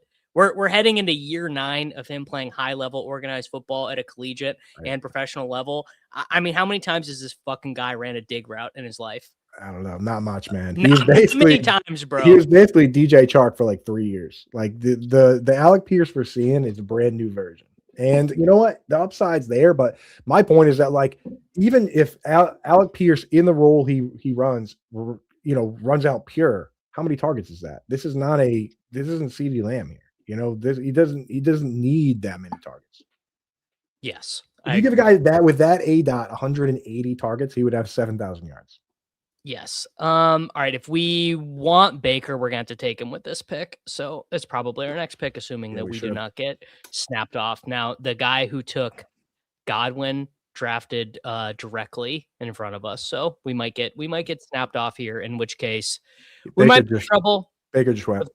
We did get snapped off. Tough. Golden's there. Concepcion is there. Now, we do have Rodgers as a late quarterback. We do have Daniel Jones as a late quarterback. Yeah, I'd be fine even I've been drafting Rodgers a decent amount. I've been drafting too much Deshaun Watson. Not even truly on purpose, but like I keep asking what if. Let's take This is all you. Let's take Ja'Cory Krosky-Merritt there. Not even a player I like, but again, with who is going to be the starting running back for that team? Are you going Rashad It's White? gonna, dude. It's so funny. This is how funny fantasy football is. Last year, no one wanted to believe Ja'Cory Krosky-Merritt was going to be the starting running back, even it was obvious he was going to be the starting running back. Then he was the starting running back, Right. Loses his job midseason, then gets it back. And now all they do is they add the biggest jabronis in football. Jerome Ford, Rashad White, like guys who, when they bet on other NFL teams, the fantasy football community is like, these guys stink out loud. They're awful. And then now that's his competition, and everyone goes, dude, can't be Ja'Cory Krosky-Merritt. It's gonna be Katron Allen. It's gonna be Katron. They don't want, because the meme it got too high, and that's why for me I wasn't even in, and then now I'm looking at it, I'm like, like starting running back, we got to go here, and he can even catch a little bit. Rashad White, this is also not a good character guy. Like, if you heard anything he said leaving that team, none of it was good. The season wasn't even over, and he was ready to leave. He, for some reason, said that Todd Bowles should not be calling the defensive plays. It's like, why even open your mouth? What are you like? That guy was clearly so done over there. And every time I see him talk, I'm like, this is a guy that signs 1 year, $2 million and ends up somewhere else next year. And they only signed him really as a favor to Jaden Daniels because they were boys in college. Right. Like, that's it. Yeah, he got $2 million. Kenneth Gainwell, to do the same job as him, they gave him $14 million. They were like, we're done with this guy. He might not even be better. Tyler Algier got 4 times as much as Rashad White. Rico Dowdle got 2.5 plus. Not a problem. It's over. So I don't know why I'm so reluctant, man. It's just names like that. Once you get that, it's because he's not going to play on passing downs at all. I think we got to take Andrews for the stack here. Let's take him. Yeah. But dude, Chris Rodriguez has 6 catches in 3 years. He's going the same spot. Well, I think Chris Rodriguez is my early favorite for worst pick on the board. You're not loving it. You don't believe Liam Cohen? Well, so Quinn Allen's going to play on third downs, right? Like that's going to happen. He's already past to the Samaj P. Ryan portion of his career. And Tootin is just like a way better runner, I think. Like, he's way faster. He's way more explosive. I think Rodriguez is going to play for sure. Once the league figures out you can't catch, defenses get so aggressive. Every time this has happened, Jordan Howard, Alfred Morris, Jeremy Hill, like, the moment they find out that you can't catch, they basically just don't even cover. It's like when they send Alec Ingold out there. They don't even worry about you in the pass game at all because they know you're not getting the ball, and the defenses can play crazy aggressive and really stack the front. So I do worry about it. Are you taking Tootin? Quinn Allen, I don't even know what he does. He plays a ton of snaps, never touches the football. You want to take dimes here with downs? Yeah, let's do it. Oh, actually, you know what? No, that's bye week trouble. Let's do Stephon Diggs. Okay. Yeah, so if we're only gonna take 2 quarterbacks, then we can set up Mr. Rodgers. So the reason why I'm taking Diggs now is I am playing a little bit of catch up, and now that his court case is over, I'm like, this guy's gonna sign somewhere. The minute he signs, he's going to where Michael Pittman Jr. and Jacoby Myers are going. God, dude, he's making me so nervous, bro, because I have so much Chig. I also have been taking a bunch of Chig. Let me put your mind at ease. I don't think Brandon Ayuk we're coming back to organized football, and I don't think Diggs really sends Chig to the netherworld. I want them to bring back Debo, because Debo is like, or nothing. Obviously, I'd rather them just roll Antonio Williams, right? Rookie, third round rookie, whatever. If that happens, Chig is underpriced by 50 picks. Yes, yeah, exactly. The thing is, this guy, you talk about guys, because you go and look at what works for best ball, and it really is at tight end. It's touchdowns and it's chunk plays, right? You need chunk plays. That's Chig's whole career. Man. There's basically 4 tight ends in the league that have 3 or more 40+ yard plays as a tight end in the same season, right? It's George Kittle, it's Kyle Pitts, it's Noah Fant a million years ago, and it's Chig. Dudes aren't ripping off chunk plays. Tucker Kraft, I think, is one of those guys. He's been banged up, but he can rip them off. If you need to have that that like 4.5 or so speed. If you have that, man, the upside is there. And there's really not that many guys. 4.52 is what Chig runs. That's 96th percentile. Same as Kittle. So like I'm in, man. I'm willing to go to Looney, but even if they do sign Diggs, like at least you'll have that in the back pocket. And did you see the comments that he made? He was like, they were using me wrong in Tennessee. I'm happy to be here and be a focal point. And then he said, everyone's going to see what Chig Okonkwo can do. He talked about himself in the third person. The moment you talk about yourself in the third person, up at least a half round in my rankings, maybe 4 rounds. I couldn't be more with you. I've always say this. I like when my guys are divas. Now, key clarification, Randy Moss level diva, not Antonio Brown diva. There's multiple ways that can go, and it's pretty clear which one is the one that you want. Terrell Owens playing with a broken leg. No, you don't want the quitter diva. You want the I'm going to win no matter what diva. Correct. And we got dude, they took Chig from us. Absolutely. Damn. We got mogged here. We do need a tight end. If I had one player penciled in for our team on this show. I know. That's really brutal. Well, we can take whoever here. I don't care. Go upside with Sadiq. I mean, here's the thing. It could be a terrible pick. But on the flip side, you can imagine how good it would be if it wasn't. Imagine how good it'd be if it wasn't. But I'll tell you, because it's him versus Omar Cooper, right? Mason Taylor's the inline tight end. And if you go back and you look at Shane Steichen, like he does have a history of using big slot tight ends in a big way. I mean, you got to go back through his history, but like Antonio Gates was tight end 2, ran 75% of his routes from a wide receiver spot. Zach Ertz was tight end 6 one year with him, running 65% of his routes from wide receiver spot. Eric Ebron, 79% of his routes run. Eric Ebron is like such a rookie year comp for Sadiq. We're like, yeah, well, that's the nightmare though. Scored year four. Sadiq. Well, but think about how different the NFL is now from when Eric Ebron got drafted, 8th overall, I believe it was. Eric Ebron drafted 8th overall in this economy. That dude's playing 97% of the snaps week 1. These GMs do not want to get made fun of. They first round picks play now. It just across the board, first round picks play. I mean, the same thing happened with Ebron that happened with Evan Ingram, is that these teams drafted these soft wide receiver tight ends and said, okay, be Jason Witten now. And it took until getting into the right scheme for it to work. For Evan Ingram had the second most catches ever once he got with Doug Peterson's scheme. And that's how I feel. Like you look at Shane Steichen, Frank Reich, he could be fired. What did I say earlier? Did I say Shane Steichen? Frank Reich. He could get fired pretty quickly, but for as long as he's the guy, that's good news for Kenyon Sadiq. You got a favorite running back from this list?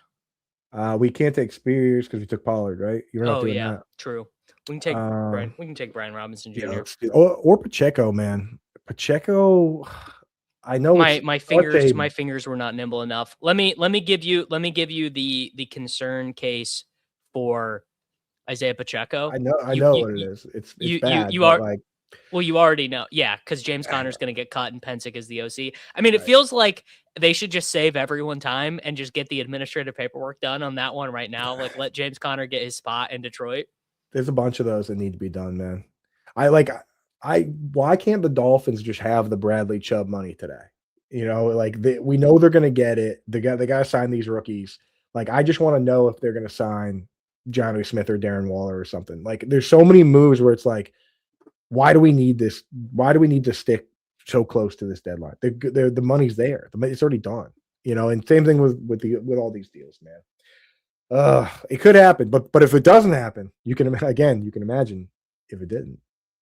I'm worried about Pacheco. Obviously, as a Chiefs fan, I'm worried that his body is cooked. He came back from injury probably too early, 2 years in a row, and I could see it. This guy's getting outplayed by Craig Reynolds right now. Just watching him play throughout the years, man. It's not fun to watch. He's got very little athleticism to begin with. He hits the line so hard, and it's so violent. One of the few players where I cringe watching it. I'm like, ugh. I'm like, dude, you're gonna get this sport canceled. You got to have a little bit of wiggle. But whatever. I mean, the people drafted Pacheco, what they're thinking, right? Jamal Williams, David Montgomery. It's true, and I probably thought Jamal Williams was cooked the year before he scored 900 touchdowns anyways. My read on the situation is their margin for error is kind of gone. without Ben Johnson. So like the only option is to give the ball to Gibbs. Like they're like, shit, Right. bail us out, bro. Yeah, I thought the offense was better. One of the few people who I thought it was better when it was balanced. I've always liked the like trick that I'm down to take Rodgers here. Well, do you want to take Rodgers or Geno? Because we have Sadiq. Oh, it's also week 13, so we got to take Rodgers and we got to take a third tight end. Sick. I'm always on board with more tight ends. Okay, yeah, I was gonna say someone asked in the chat, "Are you the tight end guy?" And I didn't know if he meant you or Max Toscano, but I'm assuming Max he meant is you. great. I'm loving Max's stuff. Yeah, I do a ton of tight end stuff. We've been doing the yin and yang tight end articles stuff. That's how I kind of really broke into the industry, was doing the tight end stuff. But now I do a lot more of everything. But all right, shout out tell to me, Max, man. Tell me, just give me yay or nay, thumbs up, thumbs down, gun or helm.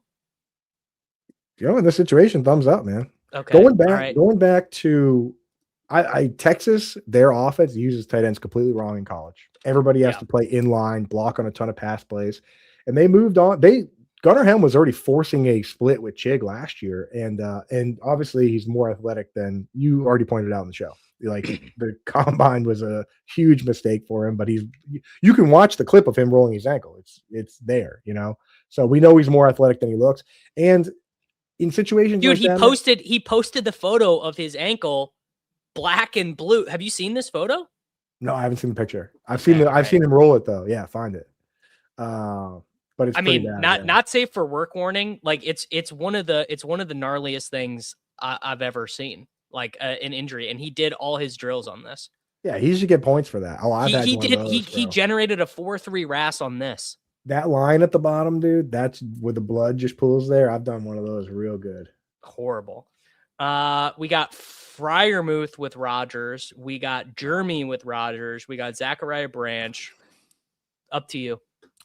I do kind of like Branch, man. I didn't like Branch before the draft. This is a guy zero exposure to pre-draft. See, Zachariah Branch. They built Zachariah Branch in a lab for me, bro. You're in? Yeah. Well, yeah, the short kings, dude. Short, skinny, fast, screens. 49% of his targets his final season behind the line of scrimmage. I was just like, again, I have a problem with drafting those guys. Like I look at like Rondale Moore, rest in peace, like the guys that just don't get enough. They don't block good enough, and you need a very specific spot for him. And he got it, dude. He got it. Like he landed on a team that's everybody else is a monster. It's like you have Drake London and Kyle Pitts and Charlie Warner and Austin Hooper and all these guys. You need a guy that can just run around and operate in space and not have to worry about blocking. So now I'm back to draft him again. And those are the ones where it's like you look back and you're like, okay, I should have had some. I should have had a little in my pre-draft best ball. Dude, Tua is like falling asleep every night, just counting screen passes to Zachariah Branch. He's like, dude, my YPA is going to be so sick completing these passes. I'm going to set the NFL record for completion percentage this year. I'm going to complete 81% of my passes. I'm going to have a 6.6 YPA.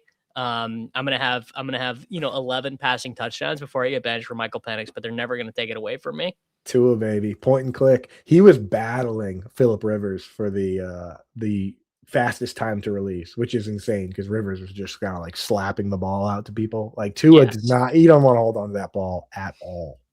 All right, we need a third tight end. T. Ferg definitely in play. Gesicki's a week 17 bring back. You got anything for me here? I'm Ferg or Dulcich here. I am drafting a bunch of Dulcich. I'm very light on Dulcich compared to I've got the third 25% Terrence Ferguson. So. Yeah. Well, dude, the thing with Ferg, man, is that like crazy. And again, it's a limited sample size, but dude, this guy's running real routes. Like this guy's playing split end at times. 18.5 ADOT, bro. Insane. I mean, like breaks my spreadsheet because he was above the minimums. So my spreadsheet's color coded. And sometimes I go in there and manually change it a little bit because I'm like, I can't look at this.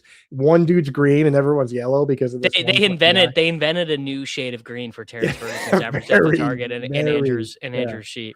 Exactly. He ruins it. Kittle one year also blocked on like 17% of his pass plays but still finished like top 5. And it's like guys like that, I just kind of like cheat because I can't be looking at it has to have some sort of color coding that makes sense. And that was Ferguson, man. And dude, I couldn't believe the change for McVay, man. He was the same 11 dudes every play guy. And then now he turns around 13. He invented. People are saying he invented 11 personnel, bro. Pretty much, dude. I mean, one year I was doing the snap count articles a couple of years ago, and it was like 4 years ago, week 12. The only players that rotated were the running backs. The guy that played the least amount of snaps it was a tie between Odell Beckham and Tyler Higbee at 98% of the snaps. It was fucking silly, dude. He just played the same 11 guys. Do you have a favorite round 18 wide receiver right now? Yeah. Rashad Bateman for this build, or Jacoby Lane if you want to go there. But no. You know what? I've got a lot more Jacoby Lane than the field. It will not kill me to do. It's more exciting. Lane's exciting. The thing about Lane, man, is that like you look at how like Jameson Williams, that would be like the upside run. Obviously, he's not Jameson Williams, but like how Ben Johnson used Jameson Williams. Declan Doyle is going to come over and do that. I think that you're going to see Zay Flowers being that slot flanker, and somebody's going to have a big opportunity on the outside. I'm just betting right now that Rashad Bateman, as the veteran, just gets the veteran nod. But if we're hearing through camp, like I'm just going to have my ear to the streets with the coach speak index and all that, and just kind of listen to what's going on. If somebody becomes the clear guy, I'm going to be really high on that guy as we close out, as the summer moves along. But right now, I'm taking Bateman just to get some of them. In the possibility, I mean, it happens all the time where, third and fourth round rookies show up and they just don't play them as much as you would like. I mean, it happens like every year. I mean, the list of wide receiver twos in the Lamar Jackson era, like some of these names are so funny. I mean, first off, the wide receiver two his rookie year was Willie Snead with 31 receptions, but 5 touchdowns in 2020. Willie Snead that year, 2019, he led the wide receiver room in snap percentage with like 52%. Yeah. Like just a mess, dude. Yeah, I mean, Miles, I spent a lot of rookie draft picks on Miles Boykin. Like, there are so many of these dudes. Like, Devontae Walker obviously was one that I chased a ton. Bateman with the gosh, what year would that have been? The 2021 season. I mean, Sammy Watkins was on that team. James Proche. Like, they've just had so many dudes in this role. They like basically never found an answer for this role. Devin Duvernay, I don't even remember this year. Christ. Do you remember Kenyon Drake having 109 rushes? I barely remember this. Are you trying to trick me? Did you make this in like ChatGPT to fuck with me? Dude. I mean, so this must have been when was Andy Isabella on the Ravens? Andy Isabella was on the Ravens and got a rush on the Ravens. I mean, my God, Mike Davis was on the Ravens in 2022, bro. Wild. Goodness. And the thing is, goodness gracious. They've been so good at drafting like big dogs. Like all the tight ends hit for them. Even when they draft 2, they both get second contract. Every tight end they've drafted going back like forever has gotten a second contract for 10 years now. I was looking at the other day. I can't even remember the guy's name. Even Max Williams got a second contract. Like their fullbacks hit, Darren Waller hit, can't draft a wide receiver. Zay Flowers, obviously. They had the first wide receiver. They've only had 2 wide receivers in the history of the team that they've given a second contract to. One of them was a kick returner back in like the 90s, and the second one is Rashad Bateman in the history of the franchise. What? That legitimately feels made up. No, I was like, well, they're talking about Zay Flowers' contract, and I'm like looking back, I'm like, who have they even given contracts to? All the guys they've drafted, it's been 2 guys. I can't remember the other guy's name. He was a kick returner. And then Bateman is the first real wide receiver to get a second contract from this organization ever. Tylan Wallace, Devin Duvernay, Devontae Walker. I mean, what they've done is they've drafted a ton of guys you've taken in round 3 of a dynasty rookie draft and been like, that guy's going to be awesome. And then he's never any good. And I've fallen for a bunch of them too. I've probably fallen for all of them. If you made me search through every dynasty team I have, there's probably a Devin Duvernay somewhere there still. Oh, for sure, dude. for sure. I mean, Miles Boykin was one that I was like, yeah. Jacoby Jones, another rest in peace. Super Bowl touchdown. Jacoby Jones. When Ray Lewis touched his chest and put the magic in him. Yes. Josh Oliver. Josh Oliver was is now on his third contract, I believe, for the Minnesota Vikings. All those guys got paid. Dude, so the Ravens have double tapped the tight end position 5 times now, including this year. The 4 previous times, the second tight end drafted was the better fantasy option every time. Crazy. What is that? What is that? Did they draft tight ends this year? Did they double tap this year? They drafted 2. Yeah, they did. They drafted Matt Hibner and Josh Cuevas. Okay, so 2 guys who I think Cuevas was in my spreadsheet. I don't even know if Hibner made my spreadsheet. So Hibner was drafted first. There you go, dude. So Cuevas, dude. I took them both in Matt Boone's got a he's got a league that goes 6 round rookie draft. So in the 5th and 6th round, I just drafted them both. I was like, one of these guys got to be the guy. I got the names here. Here you go. 2 Ravens to get second contracts in the history of the 31 wide receivers drafted since 96. Rashad Bateman is one. The other is a guy named Jermaine Lewis, who was drafted by them in 96. They do not give play for the Browns. Jermaine Lewis. That sounds like a Brown to me. I'm probably thinking of Jermaine Gresham. That's surprising me that Torrey Smith did not get a second contract with them. But now I'm thinking maybe Torrey Smith, like either there was an injury or I want to say maybe there was like a court case or something. Like I remember something weird happening with Torrey Smith at the end of his Ravens career. Yeah, he went to San Francisco, 4 years in Baltimore, and then to San Fran. Torrey Smith. The kids do not remember the absolute pain of the Torrey Smith experience in fantasy football. God. I mean, you want to talk about Alec Pierce before Alec Pierce? Torrey Smith was Alec Pierce before Alec Pierce. If you got points for pass interferences, Torrey Smith would have been. Oh, he would have been the all-timer. He would have been the GOAT. Yeah, I mean, unbelievable. Yeah. They were the best of that. The Flacco to Torrey Smith pass interference. As a Patriots fan, just probably the best play in football. That and just Ray Rice would kill us too. Those teams were so annoying. Yes, Torrey Smith in my lineup, 4 points every time. I don't think he had a great game and scored 4 points. Yeah, I don't think I ever got a Torrey Smith start sit right in my correct. I was also thinking Derek Mason, but I also didn't remember that someone else drafted him. He was a free agent signing, and they are the Kings. I feel like they are also the Kings historically. People say the Titans. No, I think the Ravens are actually the Kings of signing the washed up wide receiver. Like they get final contract, like guys not even playing halfway through the season. Like people forget Deshaun Watson and Odell Beckham were both Baltimore Ravens. Anquan Bolden, we did a few of those, dude. People. I've seen a couple like Joe Horn Patriots jerseys and like I think we signed Reggie Wayne and he said that he wasn't having any fun and then he retired. It's like guys, Patriots signed. Oh my God, that was a total memory hole. Reggie Wayne Patriots. That one I forgot, dude. Bro, yeah. That one. They don't actually play for us. Chad Ochocinco was here. Yeah, we've had some weird ones too. Belichick liked that move a lot.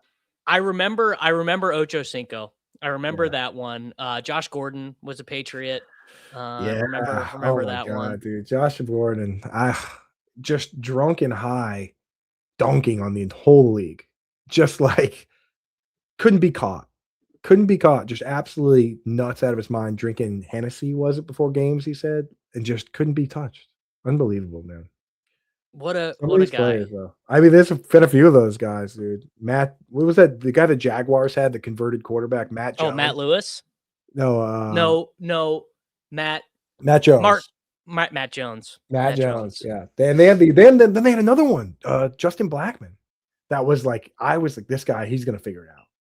Justin Blackman was on the Patriots? That I also did not remember. No, he was not on the Patriots, but he was one of those guys that was just like, I was like, he'll just stop drinking. It'll be awesome. And then that's not little known fact, due to like a very weird technical like a technicality, Justin Blackman is still like technically a Jacksonville Jaguar. Like they still like in a weird, like if you like he's on like a reserve, like or it might not be anymore, but this was current as of like a couple of years ago. I remember doing a thing and like Justin Blackmon is still technically a Jaguar, or they still like retain the rights to Justin Blackmon. If you don't file your papers, which a lot of these guys, they don't care. Like if you don't file your papers, you just stay in that database. I'm pretty sure. I don't think they ever at any point just like do it for you.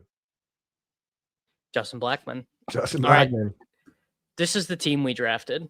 We drafted Lamar Jackson and Aaron Rodgers. I mean, could you find two more diametrically opposed quarterbacks? Rodgers has got to be close to one of my most drafted quarterbacks. Barkley, Brees, Pollard, JCM, Brian Robinson, CeeDee Lamb, Emeka Egbuka, Brian Thomas Jr., Josh Downs, Michael Pittman Jr., Stephon Diggs, Zachariah Branch, Rashad Bateman, Mark Andrews, Kenyon Sadiq, Greg Dulcich. Talk to me about Dulcich, bro, because I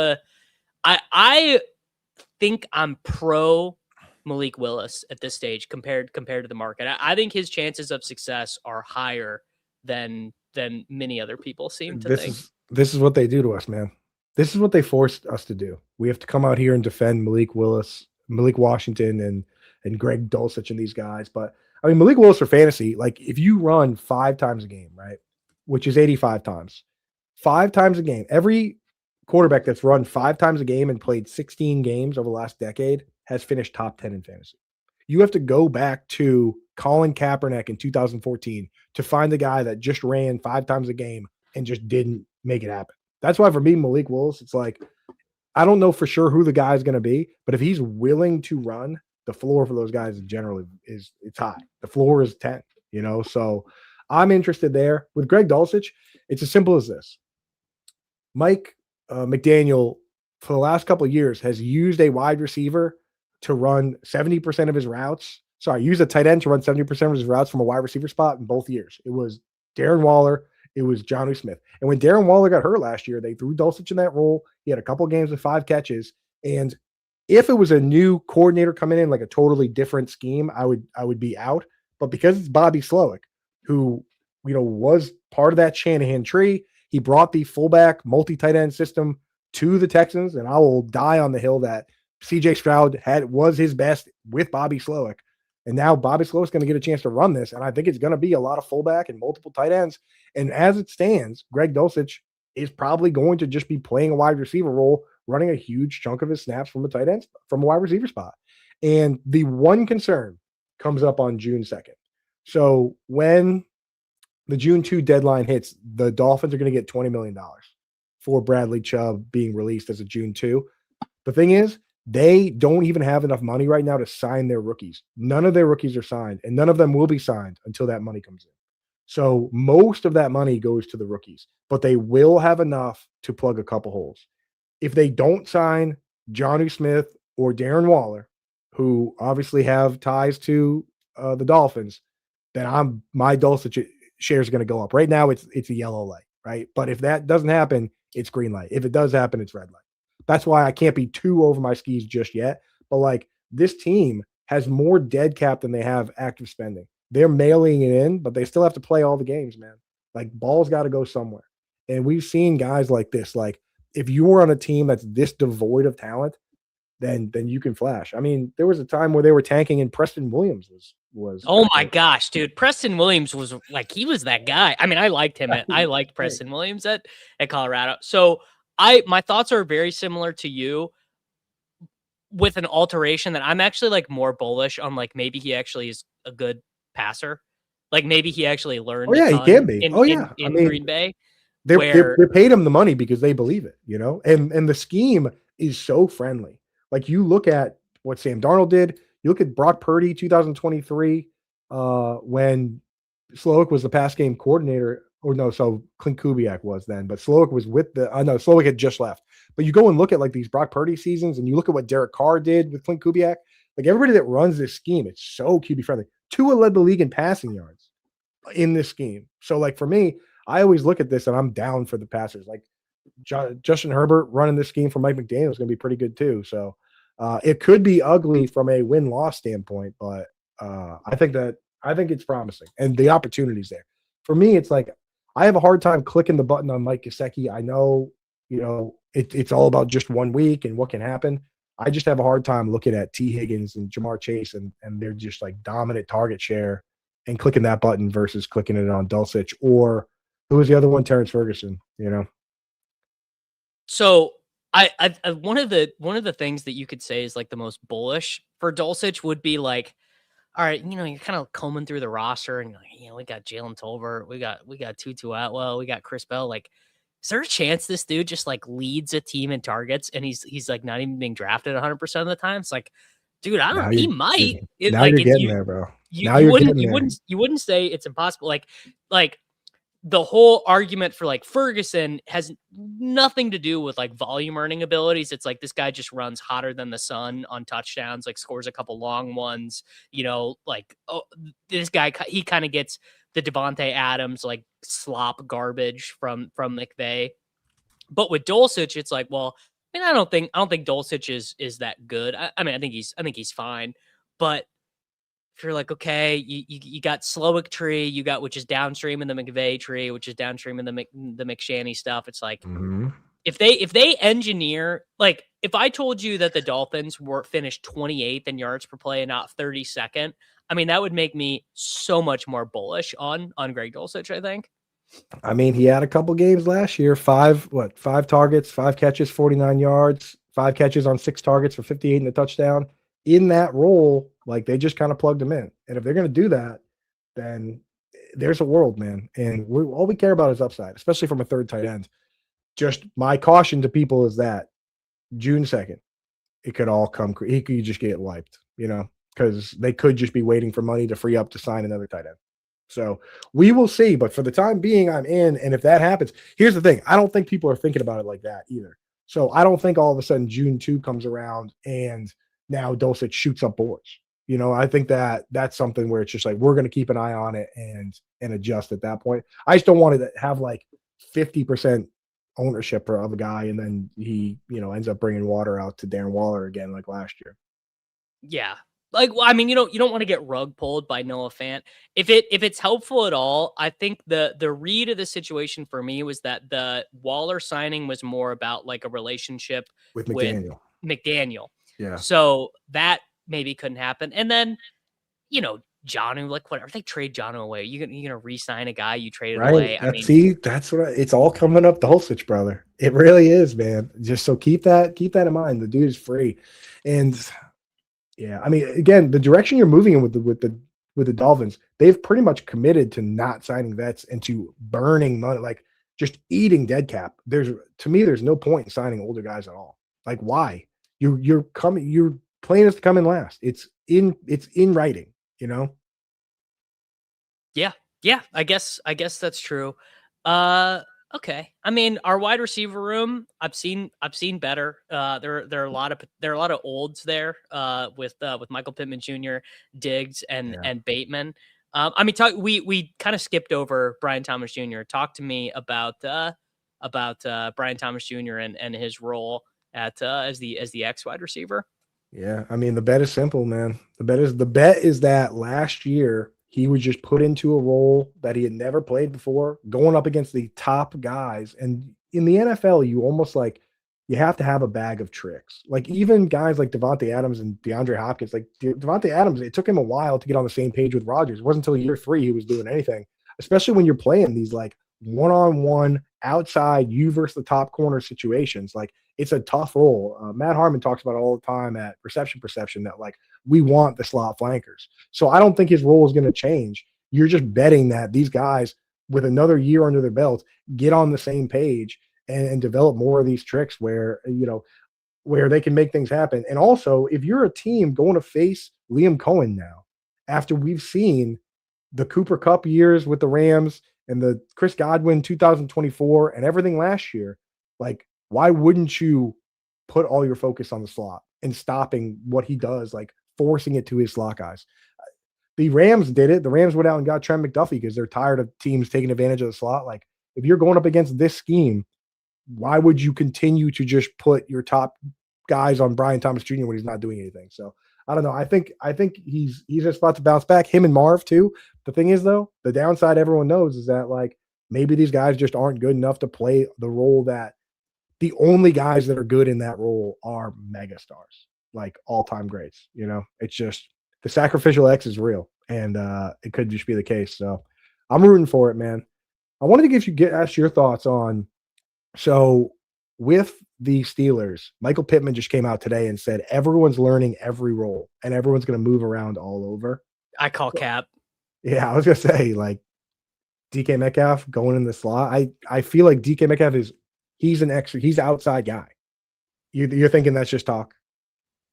So the reason why I think it's talk is that were Mike McCarthy to creatively deploy his guys like that, this would be like one of the first times in his career that he's made a real effort to do that. Could DK Metcalf be awesome as a big slot, like generating yak? You've got him up against much smaller defensive backs. You've got him covered by safeties who don't have like his stride length. It would be incredible. If you told me, like, if Mike McCarthy said tomorrow, this is actually real, like we are doing this is happening.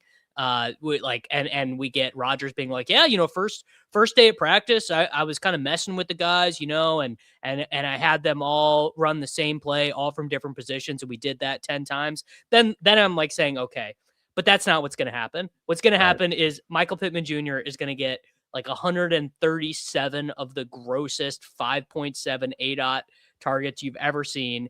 DK Metcalf is going to do a lot of like frustrated, like grumping on the sideline because Aaron Rodgers can't push the ball to him, and that just is what it is. So you're saying Michael Pittman Jr. is about to have a 2024 Wan'Dale Robinson year, like 140 targets for 600 yards? Yeah, that feels pretty probable to me, because I don't think that either Warren or Dowdle is going to be like as good with the yak stuff in the past. Like Gainwell, one of the reasons why Gainwell kept getting the targets and why the Steelers kept going to that stuff is his yak was so good. And I just don't think that either of the guys there are maybe Warren will surprise me and he will end up like generating a bunch of yards after catch and be breaking tackles and stuff. But I don't, can Rodgers run back the 130 combined targets for the running back gimmick this year? Maybe he can, or maybe Rodgers is just so past it that's really all he can do. Yeah, no, I could see it, man. I'm not a huge Jeremy Bernard guy. He just feels like a next man up, right? Like a Van Jefferson type guy to me. And I don't know. He feels like a guy you draft because he can play every role, but not because he can thrive in any one of them. So I'm not really worried about him. I'm still taking a lot of Pittman. I've been kind of a Pittman diehard. I am not a Pittman diehard because you can take Xavier Worthy there, and it's just really hard for me to stare into the abyss of that pick and not say, well, come on, dude. Xavier Worthy, he had a torn labrum last year. Maybe let's see what this man can do without a torn labrum, and I think he can probably succeed without one. And Golden too. And not to say that taking Michael Pittman Jr. there is not right. It just certainly does not feel nearly as fun. Yeah, maybe on one of the other platforms like full PPR, DraftKings, FFPC or something. But yeah, you probably want to lean into the field stretchers there. But I don't know, man. I'll go to the loony bin on Pittman. I'm also taking some Jaden Higgins in that range. Talk to me about Higgins, because that's one where I'm so down on what Stroud has done that even though like Higgins is for sure going to be the wide receiver too, I'm like, well, what is that even worth, dude? I know, man. So Stroud, my take has always been if they didn't bail on Slowik and they just kept him and stuck with the two wide receivers and the fullback and stuff, they would be better off, man. But instead, they go out, sign Stephon Diggs, run out, basically make Slowik get rid of his fullback. Right. It was Andrew Beck. Basically, he was playing the fourth most fullback snaps. They said, get rid of your whole offense, the only one you know, and now do a new one based around 11 personnel. Meanwhile, while they're doing that, the entire league is shifting the other way. Right. And I feel like that's just hurt Stroud. And I think there is upside there. And with Jaden Higgins, he had kind of a weird run out last year. It's like they teach these guys like specific roles when they're rookies. They basically only taught him the two wide receiver sets. So most guys will, when they're young, they play in three wide receiver sets, then come out of the field. Higgins was coming on the field for two wide receiver sets, but leaving for the three wide receiver sets. And he only got to play a bigger snap share towards the end of the season. Presumably when through the bye week and all these things, they taught him more of these other plays where he can play in 3 wide, and he never quite got to a full snap share. So this year, you're just hoping that one of either him or Jalen Noel can come out and be an every down player, because there is, or I guess there are Tank Dell truthers out there still too. But if whoever can get that full-time role opposite Nico Collins, I believe there's upside there, because I've never been a Dalton Schultz guy. Just never been big on Schultz. I don't think Schultz is a guy that deserves 100 targets. And I think it's there for the taking if somebody can come in and do it. And otherwise, you got to fire whoever keeps picking these Iowa State wide receivers, because it's just why you're going to have 10 of them and no one's going to be a full-time guy. It's crazy to me. So I think I'm excited for Higgins to possibly get that role. If he's a part-time guy again, then it's a failed pick, right? Well, buy the team. Like if you get to year 2 and you draft 2 running backs on day 2 and neither of those guys are a full-time player, then you failed. There we go. Tell the people about the stuff you guys have going on over at Fantasy Alarm, brother. Yeah, man, we are full steam ahead. Dynasty rankings updated with bye weeks. We got our own rankings over there. I love what you guys are doing at Flock Fantasy, man. Super cool stuff, dude. Definitely been checking out a bunch of the content. So awesome stuff. But yeah, if you want to check me out, Fantasy Alarm on the YouTube, Sirius XM channel 87. We got a show from 6 to 8 p.m. on weekdays. So pop in and check it out. And if you liked any of the takes here, I got my best ball rankings all up over there. You can either just buy the cheat sheet by itself or grab a membership. So, but thanks for having me on, man, dude. Very cool to be able to jump on the premium best ball block, man. From Overzet to here, like everybody knows where it's at. So very cool to be able to jump on and chat with you, dog. Hey, I appreciate you. We're gonna have you back, bro. That was a real lesson in ball knowing. Everyone can go check Andrew out on Twitter. You can find him at Coop A Fiasco. You can find him on fantasyalarm.com, and you can find him on SiriusXM. They got you grinding. On SiriusXM, brother. I have not done that in a long time, but we're talking way back in the day, bro. Fantasy Insiders had a block on SiriusXM, and we were grinding the SiriusXM, brother. You know that the SiriusXM grind, it's different, dude. The breaks, like trying to get in and out of breaks and all that stuff, dude. That's why I'm like, anytime anyone's like, yeah, we're just gonna hang out and draft best ball on YouTube, I'm like, yeah, dog.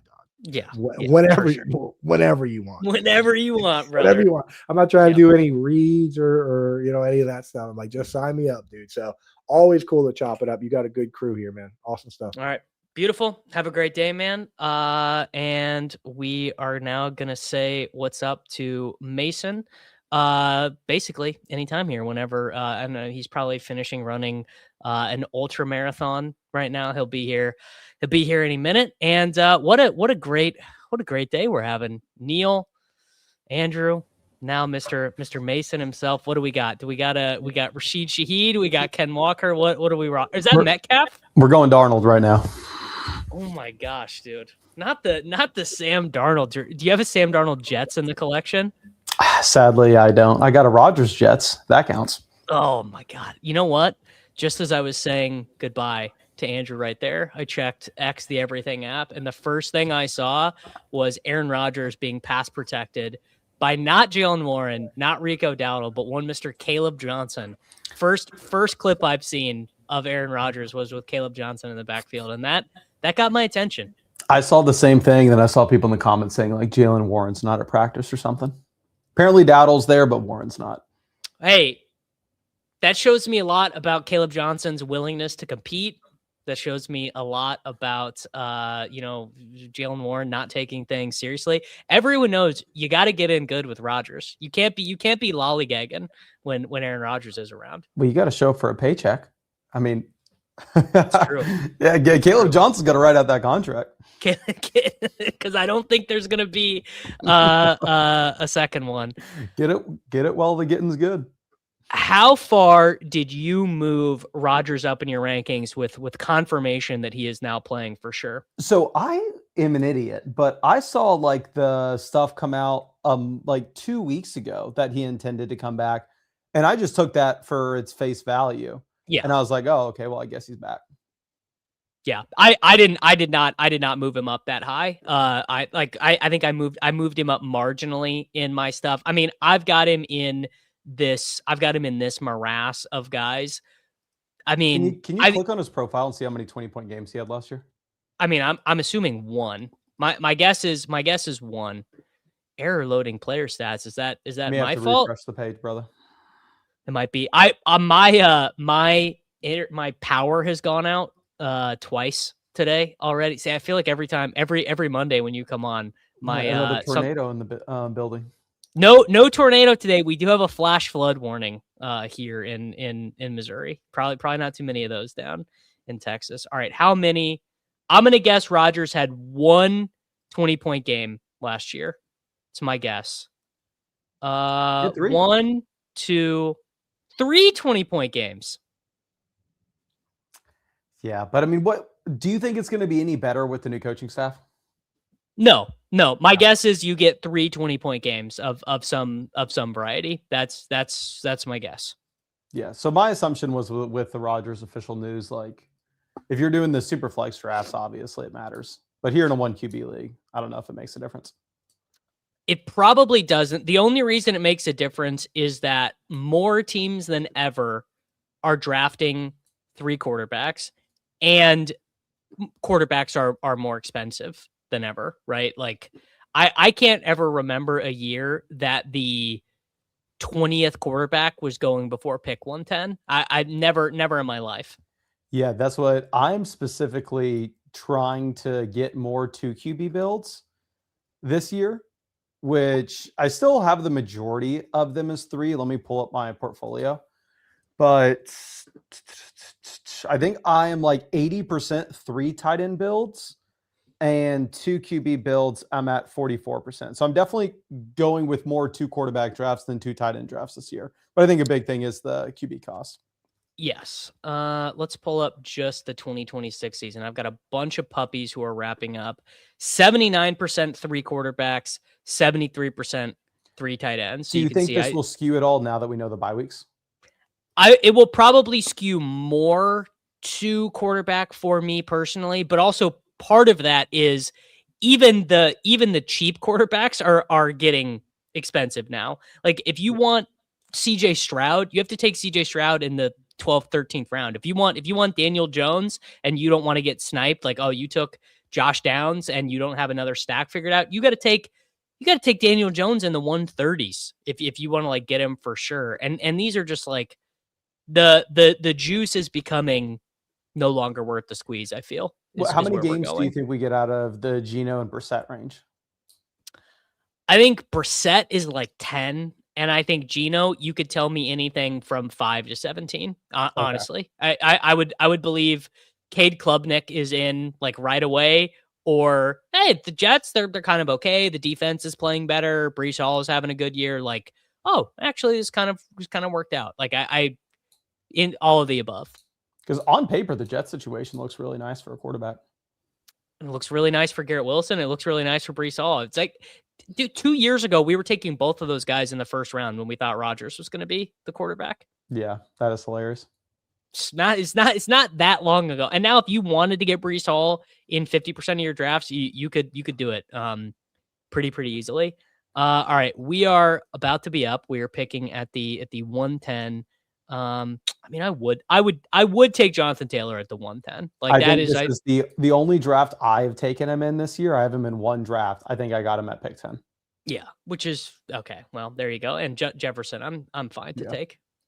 Oh, for sure. But yeah, I mean, if you get JT at like 9 or 10, just given he's so range bound at pick 6 and 7, you just have to take him and then auto click top of ADP in the next round just for to get the unique combo. Yeah, which I love. All right, and then I mean, I do take Walker over Barkley sometimes, and wow, look at that. I mean, do you have any?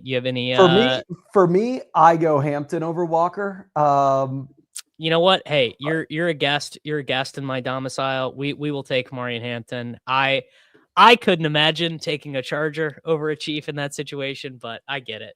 So let me ask you about Kenneth Walker, just because I understand the thought process and that like, oh, Walker, really talented running back, big explosive plays. The Kareem Hunt goal line role was super valuable last year. Like Kareem Hunt was one of my most drafted round 18 guys. But Kenneth Walker last season in the most efficient offense in the league, averaged 11.2 fantasy points per game and was the RB29. And like, of course, Zach Charbonnet vultured him at the goal line a couple times, but still the receiving usage is just not going to be existent. And then in terms of the efficiency of the offense, I think it'd be, obviously, I love Patrick Mahomes. I love the Kansas City Chiefs. I don't know as much as you do, but like, they're not going to be as efficient as the Seahawks were last season. They won't, but they will have like not twice. They'll have 25% more play volume. Okay. Like last season, I don't even know the exact numbers. We're going to learn this together. I'm going to guess the Seahawks. I'm going to guess the Chiefs ran 200 more plays. Well, probably because they ended the year. So the Chiefs, including 3 games of Chris Oladipo, ran 1,061 plays, and the Seahawks ran. Okay, so they actually only ran 50 more plays, but that was with the Oladipo stuff. In terms of rushing attempts, the Seahawks ran the ball 481 times, 507 pass attempts. The Chiefs ran 430 times, but threw the ball 584 times, which is where the big discrepancy comes in. Like there's just going to be more plays overall, which is pretty big. And obviously with Kenneth Walker, he's more talented than anything the Chiefs have had in recent memory. But when's the last time we've seen a Chiefs running back return value on being a top 2 round pick outside of vintage Kareem Hunt? I was going to say it's Ben Hunt. Now, what's funny is there's been periods where Damian Williams, Darrell Williams, Clyde, like these guys have all had runs. But what's happened is every time one of them has gotten on a good run, they've gotten injured or the team just like found a new guy. Like Pacheco did it for a little bit. And then they were like, you know what? Let's just give Jerick McKinnon 9 touchdowns in 5 games or whatever. Yeah. My guess is that, and part of the things I'm betting is that the Chiefs kind of know the people are looking at them like, why'd you give Kenneth Walker all that money? And he's going to get a bunch of the touchdowns that would have normally gone to like a backup offensive lineman or whatever. Yeah. That's one of the things that I'm guessing. All right, we're up. What do you want to do here? Alan? We can. I like never take him, but this is way after ADP, so it's like the only time I ever take him. Where do you have Allen ranked? I have him just right at market. But I mean, the thing is with Allen, you are historically seeing a quarterback that's 1, plays 16 games every single season. And 2, at the same time, the last time he was not a top 3 quarterback in points per game was 2019. So combine those 2 things with the quarterbacks being more expensive, like we just got done discussing. I think it's completely fine to take him here in round 3, because what's the delta between the Josh Allen points per game and the CJ Stroud that you were just talking about in round 12? 10 points, 11 points. Yeah, versus Devonta Smith here in round 3 and whatever wide receiver you'd be taking in round 12. I mean, round 4 ETN. We have to take ETN. Yeah. So the delta, that's one of those funny things where it's like, so the delta is going to be very wide if it's a 14th round pick that misses, right? Like your average route, like mean versus median, but like the average wide receiver that you would click would be a 0, right? They would just be someone who never adds any points to your roster. But in the rare case that your round 14 wide receiver is a hit, like they're just a guy who plays, the delta is going to be way more favorable for the Josh Allen side. Yeah, because I mean, there's a chance that you can take Travis Hunter in round 12, 13, and he replicates the Devonta Smith points. There's no chance you're taking CJ Stroud and he's Josh Allen. Yes, 0% chance of that. I mean, I don't take a ton of Allen, but it is one thing I've been thinking about a lot, which is like, well, first off, I probably don't need to be taking as many 3 quarterback teams as I am. Like, how much is Aaron Rodgers, as you pointed out, like how many points is Aaron Rodgers really adding to these teams? And more importantly, I'm also probably like costing myself, just like you're gonna find some diamonds when you're doing 8 wide receiver builds, 9 wide receiver builds. Like you're going to be like, oh, well, instead of having 6% headers, I have 10% headers just because I needed more wide receivers. I'm assuming the tool's having us do a 2-5-8-3 build after the start. Yeah. 19% advance rate to quarterback. You could say coin flip between 5 and 6 running backs here. It's like basically the same thing. And then pretty clear 7 wide receiver, pretty clear 3 tight end. So yeah, you're right. The 3 tight end stuff, I feel like if you don't have a tight end by the time Loveland goes, you just like kind of always need to be doing 3 is sort of how I feel. Oh, for sure. And I think there's even like a unique outcome for taking Bowers and then 2 tight ends super, super late. Like if you just go through the theoretical world in which you take Bowers or you take McBride, from like the most common outcome, it's horrible to take 3 tight ends just because they are having to hit your spot so often if they're going to pay out that pick.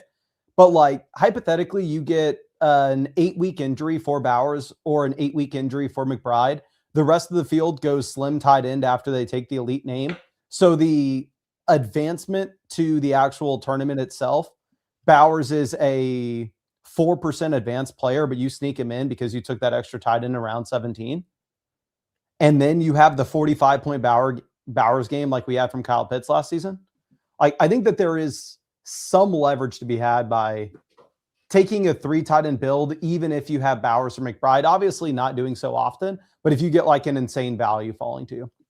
I mean, I don't mind it anyways, because oftentimes after like pick 100, the tight end that's going to be available there probably out projects the wide receiver anyway. Yeah. Like Hayden's done a bunch of looking at that of like, yeah, dude, like just take Chig Okonkwo instead of Antonio Williams. Chig is the better pick. Like he just is more likely to, and tight ends also score touchdowns, which in half PPR matters a ton. All right. Well, I mean, Christian Watson is a good pick here. Tyson is a good pick here. I've noticed Lamar's been falling a ton in my rooms, like where you can get him at the back half of the 5th round. I don't know. Well, that's super interesting because then you can get him with Flowers often. Yeah. So what's the thought process? I mean, we can take Christian Watson if this is the wide receiver top of your rankings, but what's the thought process to have him so high? Because I have him after Tyson and Tate in my rankings. Honestly, a lot of it is just that I have these guys here: McLaurin, Swift, Rome, Moore, Adams. I've got them below market. I'm not like super bullish on Watson in particular, though I do really like the situation in Green Bay for all their 3 wide receivers who are getting drafted, where their wide receiver 4 is Savion Williams and Sky Moore. Like I don't think they're going to be able to do the crazy personnel rotation this year, which is super bullish for those guys in an offense that has historically been very, very efficient. And I also think they probably trend a little bit more pass heavy this year, which, I mean, Jacobs is 29. They've not signed a running back 2 yet. I mean, Tyson, Tate, either of them are really good here, I think. Bye weeks, week 8. Yeah, let's take Tyson because maybe we're in position to take Shuck. Maybe we're not. I mean, I like Tyson a little bit better. 51 is probably a little rich on Watson. Maybe I'll move him down a little bit, but I'm just not real bullish on the guys who go behind him either. Yeah. So what's the thought process that you have with Tyson over Tate? Tyson is in an offense that I expect to like. It would not surprise me if they scored 200 more points than the Titans. Like I've seen proof of concept for a good New Orleans Saints offense with these players and this coach. I have not seen proof of concept that the Titans got ran out of the building by everyone. It was like all garbage time. And I half wonder if Calvin Ridley, like at this stage of his, like, is it 8 weeks where they spend trying to get Calvin Ridley the ball instead of Tate? Does Tate come in and he's just the number 1 wide receiver right away? Whereas I think Tyson, the role for him is really clear. He's not going to be the wide receiver 1. That's definitely going to be Olave. But, you know, they were using Bub Means and Devon Vele and like all these like totally anonymous wide receivers last year after Olave. And I'm like, I think Tyson can just come in and be like a 70 catch guy. Do you know when we're going to get the like season long implied team totals for the NFL offenses? Like how long is that going to take? Well, there are lines up right now. Like I saw someone posted the other day, the week 15, 16, 17 implied team total of all 32 teams for the postseason weeks. I bet I could find that. Yeah, if you could find that, that'd be great. Because I would be interested to see what the like sportsbook projections are with the difference of the Titans and the Saints. I mean, I would guess the Titans, because the Titans have at least 2 home games too. I think they also have the nutted week 17 game. They play Atlanta in week 17, which I think is probably the best week 17 game. So I have done videos in the past where I've done like deep dive researches on how total offensive points impact like fantasy wide receiver production versus fantasy running back production. Mm-hmm. And I would have almost assumed like, oh, an offense scoring more points or being at the very bottom impacts running back more than it does wide receiver. But a running back can just brute force it out with volume. Just pure volume. Yeah, you can be like James Robinson on the Jags. But a wide receiver, like over the past decade, wide receivers finishing with like a real difference making like top 10 finish from a bottom 5 offense. It's legitimately been like Malik Neighbors. And then you can point to like a low end wide receiver 1 finish from Mike Evans one random year, you know. But if you know what offenses project to be at the very bottom of the league, you can effectively just scratch their wide receivers off the board. Which does make me feel not good about Carnell Tate and Wandale and Ridley and all those guys. But I mean, I'll see like if you can show me what the sports books say, I think that'd be interesting. But I assume that the Titans would be a lot better this year. But again, what do I know? Yeah, I expect them to definitely be better. It would be very, very hard for them to be worse. But yeah. Shuck, I think, is like already like a fine. Like he's gonna be in the NFL for a long time style quarterback. And I think Kellen Moore is a great coordinator. Mm-hmm. All right. Well, we could double up on the Packers guys. Can we go Alec Pierce here? Yeah, I'm not a Pierce guy, but this is way after ADP. So exactly. And every other player on the board we get a chance to come back around with. Like hypothetically, we get Kraft, we can double up with Watson, go Jordan Love later. We get Addison, we can double up with Jefferson, go Kyler later. And so we have a shot at getting both of those players. But if we pass on Alec Pierce, there's no way we get him back. Here's the implied.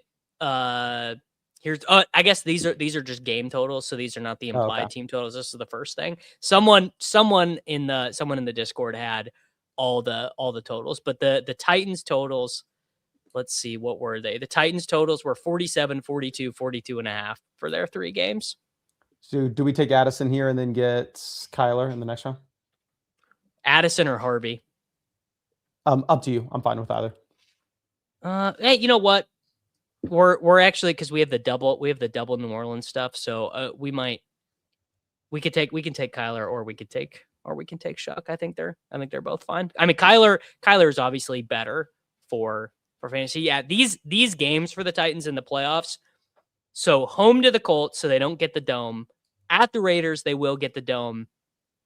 Week 17, Titans Steelers. I mean, how many plays on red zone for that game? Like, are we gonna get 5 minutes of that game on red zone? I doubt it, brother. Probably not.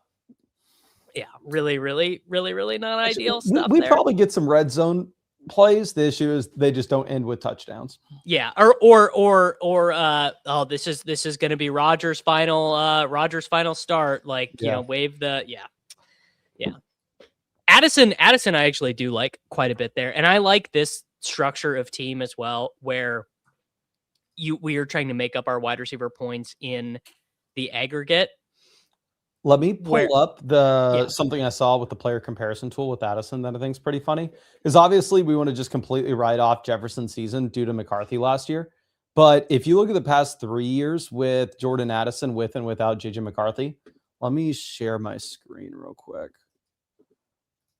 I mean, it would not surprise. Like, my memory of Jordan Addison is like, it's every time he's doing something, it's like, wow, I really wish that was Justin Jefferson. All right, so without McCarthy, 13.7 points per game. So that's so funny. It actually makes sense. Basically, it's McCarthy is so shit. All he can do is get Jefferson to like 80 yards. Whereas he's so bad, like he cannot even find Jordan Addison on the same map as him. I mean, Jordan Addison in the 8 games with McCarthy, wide receiver 66 in points per game, wide receiver 25 in points per game without McCarthy. Looking at Jefferson, I mean, Jefferson's splits are just as insane. Like I just think McCarthy was like, I think he's like a Josh Rosen level quarterback, and that we're just never going to hear from him again. Like, he's cooked. Yeah, it's over. Yeah.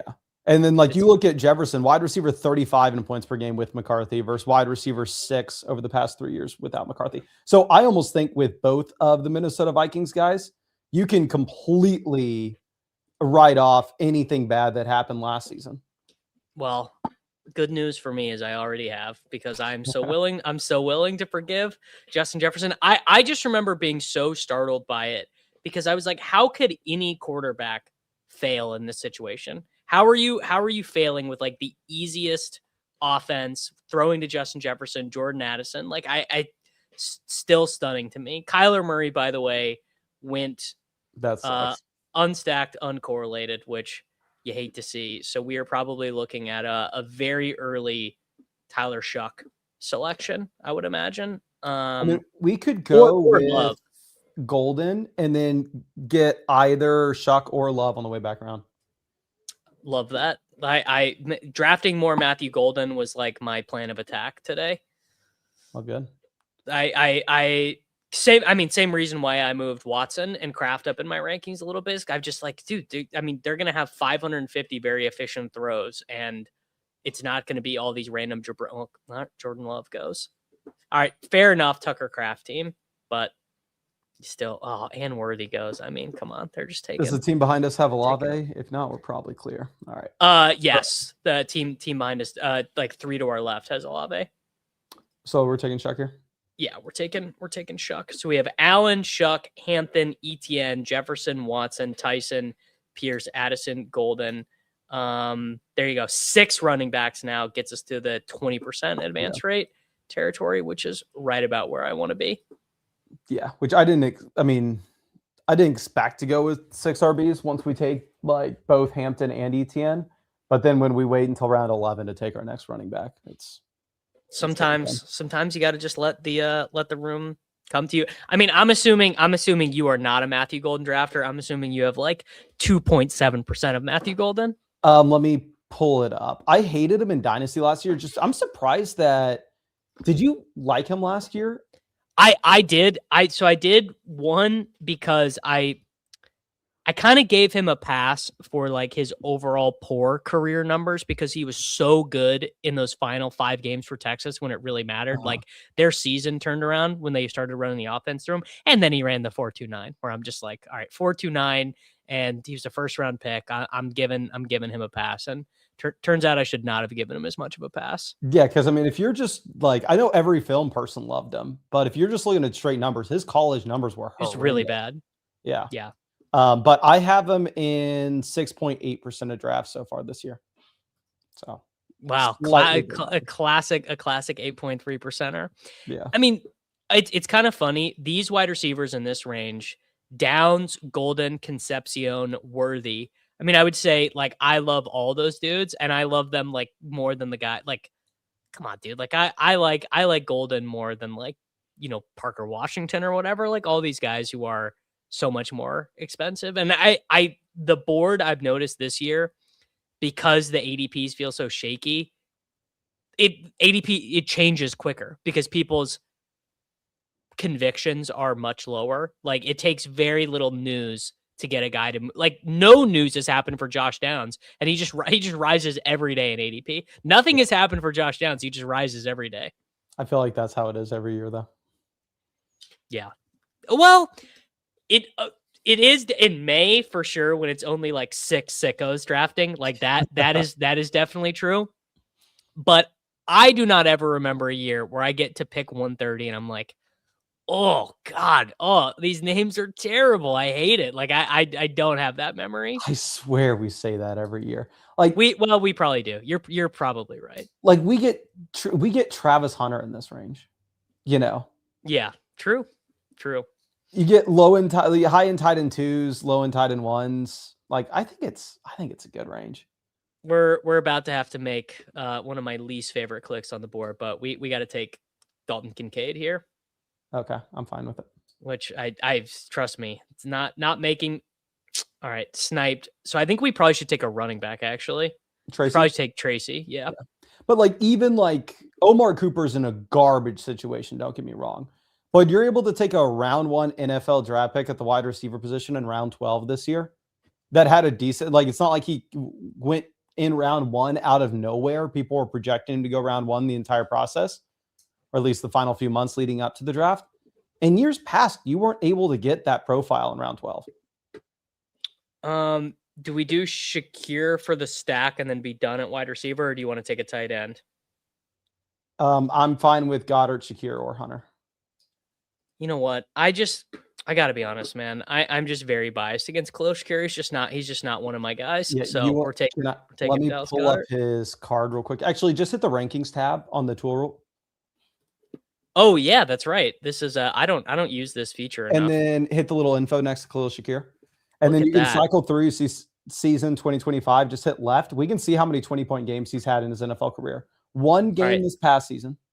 This is full PPR though. Yeah, full PPR. One game the year prior. One game the year before that. 0. So he's going into year 5 of his NFL career, and he's had 3 games with 20 or more points in a full PPR format with the best situation in football. Yeah, correct. Yeah. So I am completely fine passing on him. I think I have him in less than 2% of drafts. I mean, honestly, I would rather draft Kincaid than Shakir in general now. He fills a tight end slot, and I can at least tell myself a story with Kincaid where, hey man, maybe they do just give him all their outs for one like happened for Kyle Pitts, year 5. Finally happened for Kyle Pitts. Guy just played every down. It's probably not going to happen this year, but it could. And Kincaid has largely been good when he's been on the field. I mean, he's been top 5 at the position and like targets per route run, yards per route run and stuff. So like it could happen for Kincaid. Probably won't. But I can't even tell myself a story on Shakir. The story for Shakir is like he randomly scores 2 touchdowns in a game. Somehow finds a way. Well, Kincaid outscored Shakir in points per game last year with 1 leg. Yeah, the guy has a lava lamp in his knee and found a way to do it. Okay. Well, we are behind the 8 ball at running back on this team. So Amari and Hampton really better. We are fine at running back. You got to take a chill pill, okay? Because we got Amari and Hampton. The past 2 years not drafting running backs, and now you're scarred. And it's dude, it's so true. I'm like, oh God, I'm so far behind her. All I have is a 2nd and 4th round running back, dude. I'm never gonna make it. Yeah. This point last year, you would have had an RB in rounds 8, 11, and 12. and I would have been like, yeah, dude, we're fine. Like, we're probably done. Probably done. Got Rashard Smith as our running back 4, round 18. Yeah. Send it. It's fine. I'm having to like consciously go into like some rooms and be like, all right, man, you're not taking a running back until Ramondre. Like you gotta just do a 0 running back. Because if this is the year that 0 running back hits and it's like I've got like 7 0 running back teams across everything, I'm never gonna forgive myself. Yeah. I am trying, like every draft that I do, whenever I throw in the portfolio afterwards and it grades out poorly, every single time it's because I didn't have enough wide receiver points. Yes. Yeah. Yeah, because you need the wide receiver points. Yeah. Exactly. At the end of the day, I know obviously everybody's adjusting in a big time way this year, but Underdog is a wide receiver platform. You got to start 3 receivers and you have the flex. And you have the flex.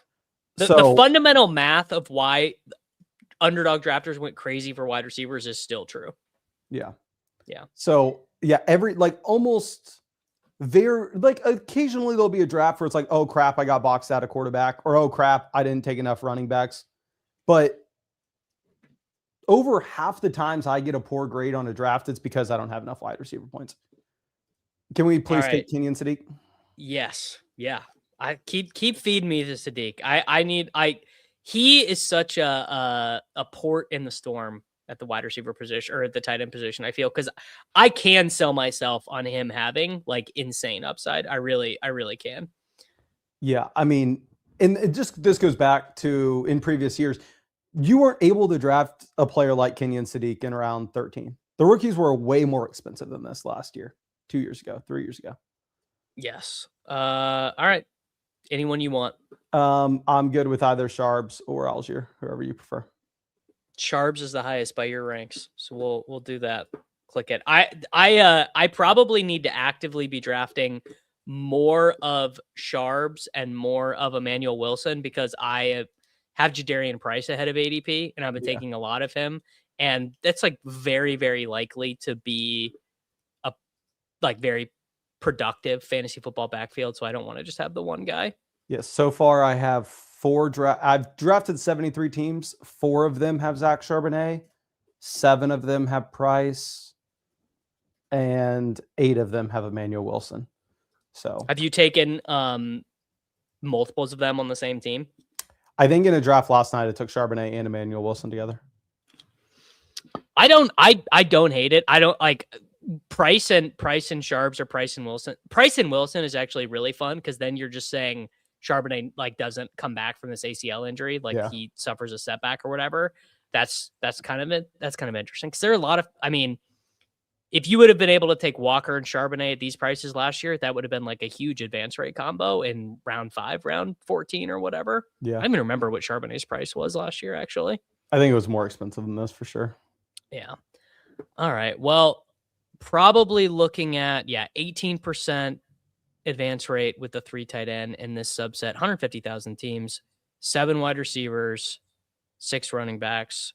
Pretty good. And it's always interesting when the semifinal rate spikes. I mean, that's like a really small subset of teams, Exactly. but you do see that though, where the semifinals will actually spike super high with these really weird roster constructions, because what it means is that those 4% of teams that got through had some secret crazy like league winner on them. That's why they got through with only 4 running backs, and they had so many wide receiver points that they found a way to make up for it. I mean, that's the thing with the 4 running back teams is you have a lot of wide receiver ammunition.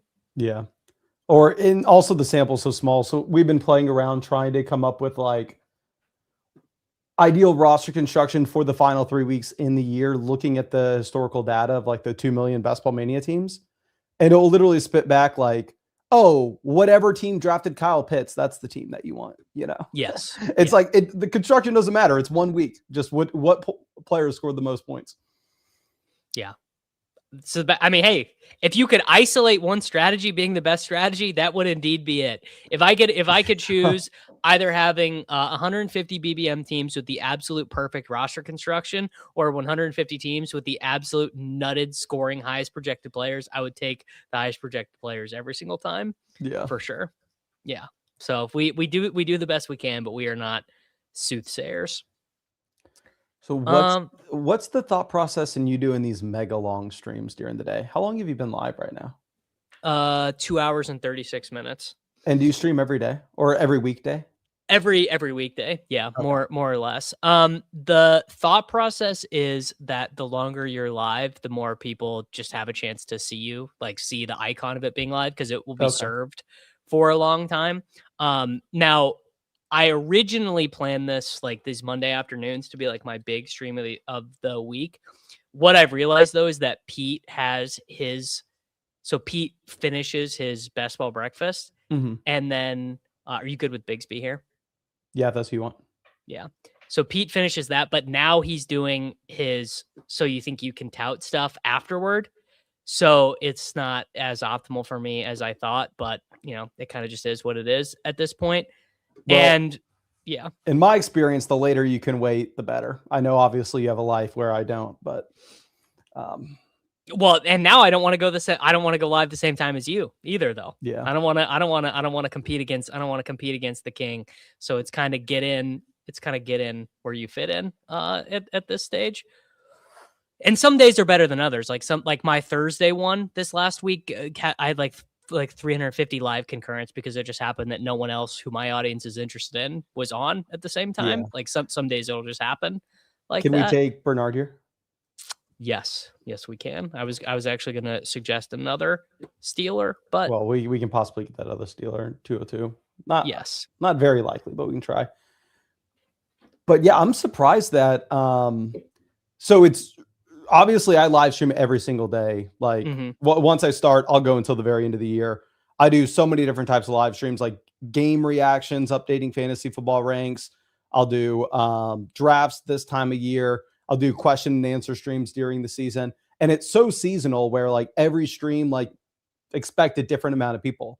I had no idea what was like normal for this time of year. But I went back and like looked at this week, last like a year ago, this week, 2 years ago, this week, 3 years ago, and mapped out like the peak concurrence in every stream. And I'm surprised that like it's meaningfully higher right now this time of year for me than it has been in years previous. So it seems like more people are interested in underdog drafts now than ever before. I super agree. Yeah. Because generally, like this time last year, this stream, like we have 214 concurrents right now. Like if there was not like it would be more like probably like 150, 175 this time last year. But I've also noticed that on like even like pre-recorded stuff, like I had a video that I did really well on the thumbnail this last weekend. And that was like, it's got like 3,500 views. Whereas I looked back at some of the pre-recorded stuff I was doing on this channel last year, and it was like 1,100 views or whatever. So people are definitely more hungry for it. Yeah. Which is, again, it's hard to just remember, but I had to go back and like look at the actual numbers, because I'll have some streams during the season, like right after the first Thursday Night Football game or whatever, that I can hit like 6,000 concurrents in a stream, you know? So it's hard to like see that and then remember like, oh, what were the concurrents in early May for underdog drafts? You know? Yeah. But it's great that more people are interested in underdog drafts than ever. It's very good for me personally, and I hope that it continues forever. All right. Well, we did not get Pat Freiermuth. Can we take Dulcich? We could take what? Yeah. Andrew was hyping me up on Dulcich. I've been ambivalent on him. What I want someone to do like a really good sell. Oh fuck. All right, we got sniped. Well, who do we have at running back? I mean, we need a running back and a tight end, right? Kalen Black. Yeah, I was gonna say Kalen Black is who I like, and he correlates with our Philadelphia stuff. I wanted someone to just sell me. I'm like, this is the Dolphin guy you need. Like, this is whoever the Dolphin stack it is, because I really like Malik Willis. Like, Malik Willis is, I think, like, kind of the ideal quarterback to target right now. Well, I mean, Dulcich seems like a safe pick in the final 2 rounds, because what I'm terrified of is, and this is why I drafted like so much Kareem Hunt last year, I'm terrified of just drafting somebody that's going to be a complete zero in round 18 when we're drafting in May, you know? Well, you got to give me a tight end here, because we do need a third one with Evan this Ingram. room. I just knew you were going to say Evan Ingram instead of Oscar Delp. I literally don't even know why I asked. I knew you'd never say Oscar Delp. Oscar Delp, 0% chance this dude's getting drafted in August. Yeah, no, I mean, Juwan Johnson would have to get injured. That's literally the only way. But yes, Evan Ingram is going to play 55% of the snaps. He's going to be out there every down, and he is never going to get the ball. What's the overall team right now? Run us through it. All right. Overall team that we drafted is Josh Allen, Tyler Shuck, Amari Hampton, Travis Etienne Jr., Tyrone Tracy, Zach Charbonnet, Tank Bigsby, Kalen Black, Justin Jefferson, Christian Watson, Jordan Tyson, Alec Pierce, Jordan Addison, Matthew Golden, Jeremy Bernard, Dallas Goedert, Kenyon, Sadiq, Evan Ingram. We got a ton of uniques in this draft. This is the computer on Flock Fantasy is going to like this team. This is an incredible team. I love this team. I wish this team was on my account. Hey, well, I look forward to sending you a bank wire for whatever 1 million post tax. Oh, it's nicer. It's nicer for you living in Texas than it is for me in Missouri. Do y'all have state income tax? Yeah. And what state is that again? Missouri. Yeah. What do y'all have state income tax for? You would think you listen to my governor talk, and you'd be like, I can't believe they have state property. I can't believe they have income tax. If that's what their governor sounds like, you should not have to pay income tax.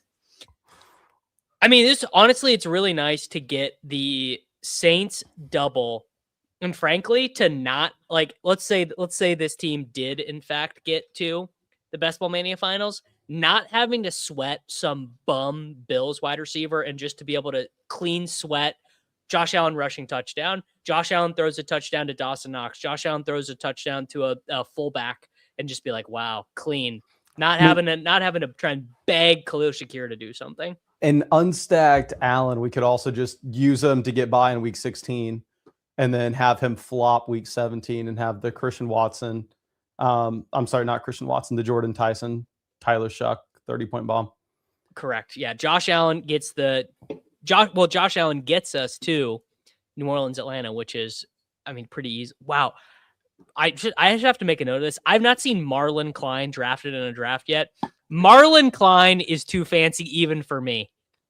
I am a fancy drafter. I draft a lot of fancy zeros. Kennedy Curse. I just got to say, Marlon Klein is too fancy for me, and I like drafting zeros. Yeah, I'm having to look up who it is.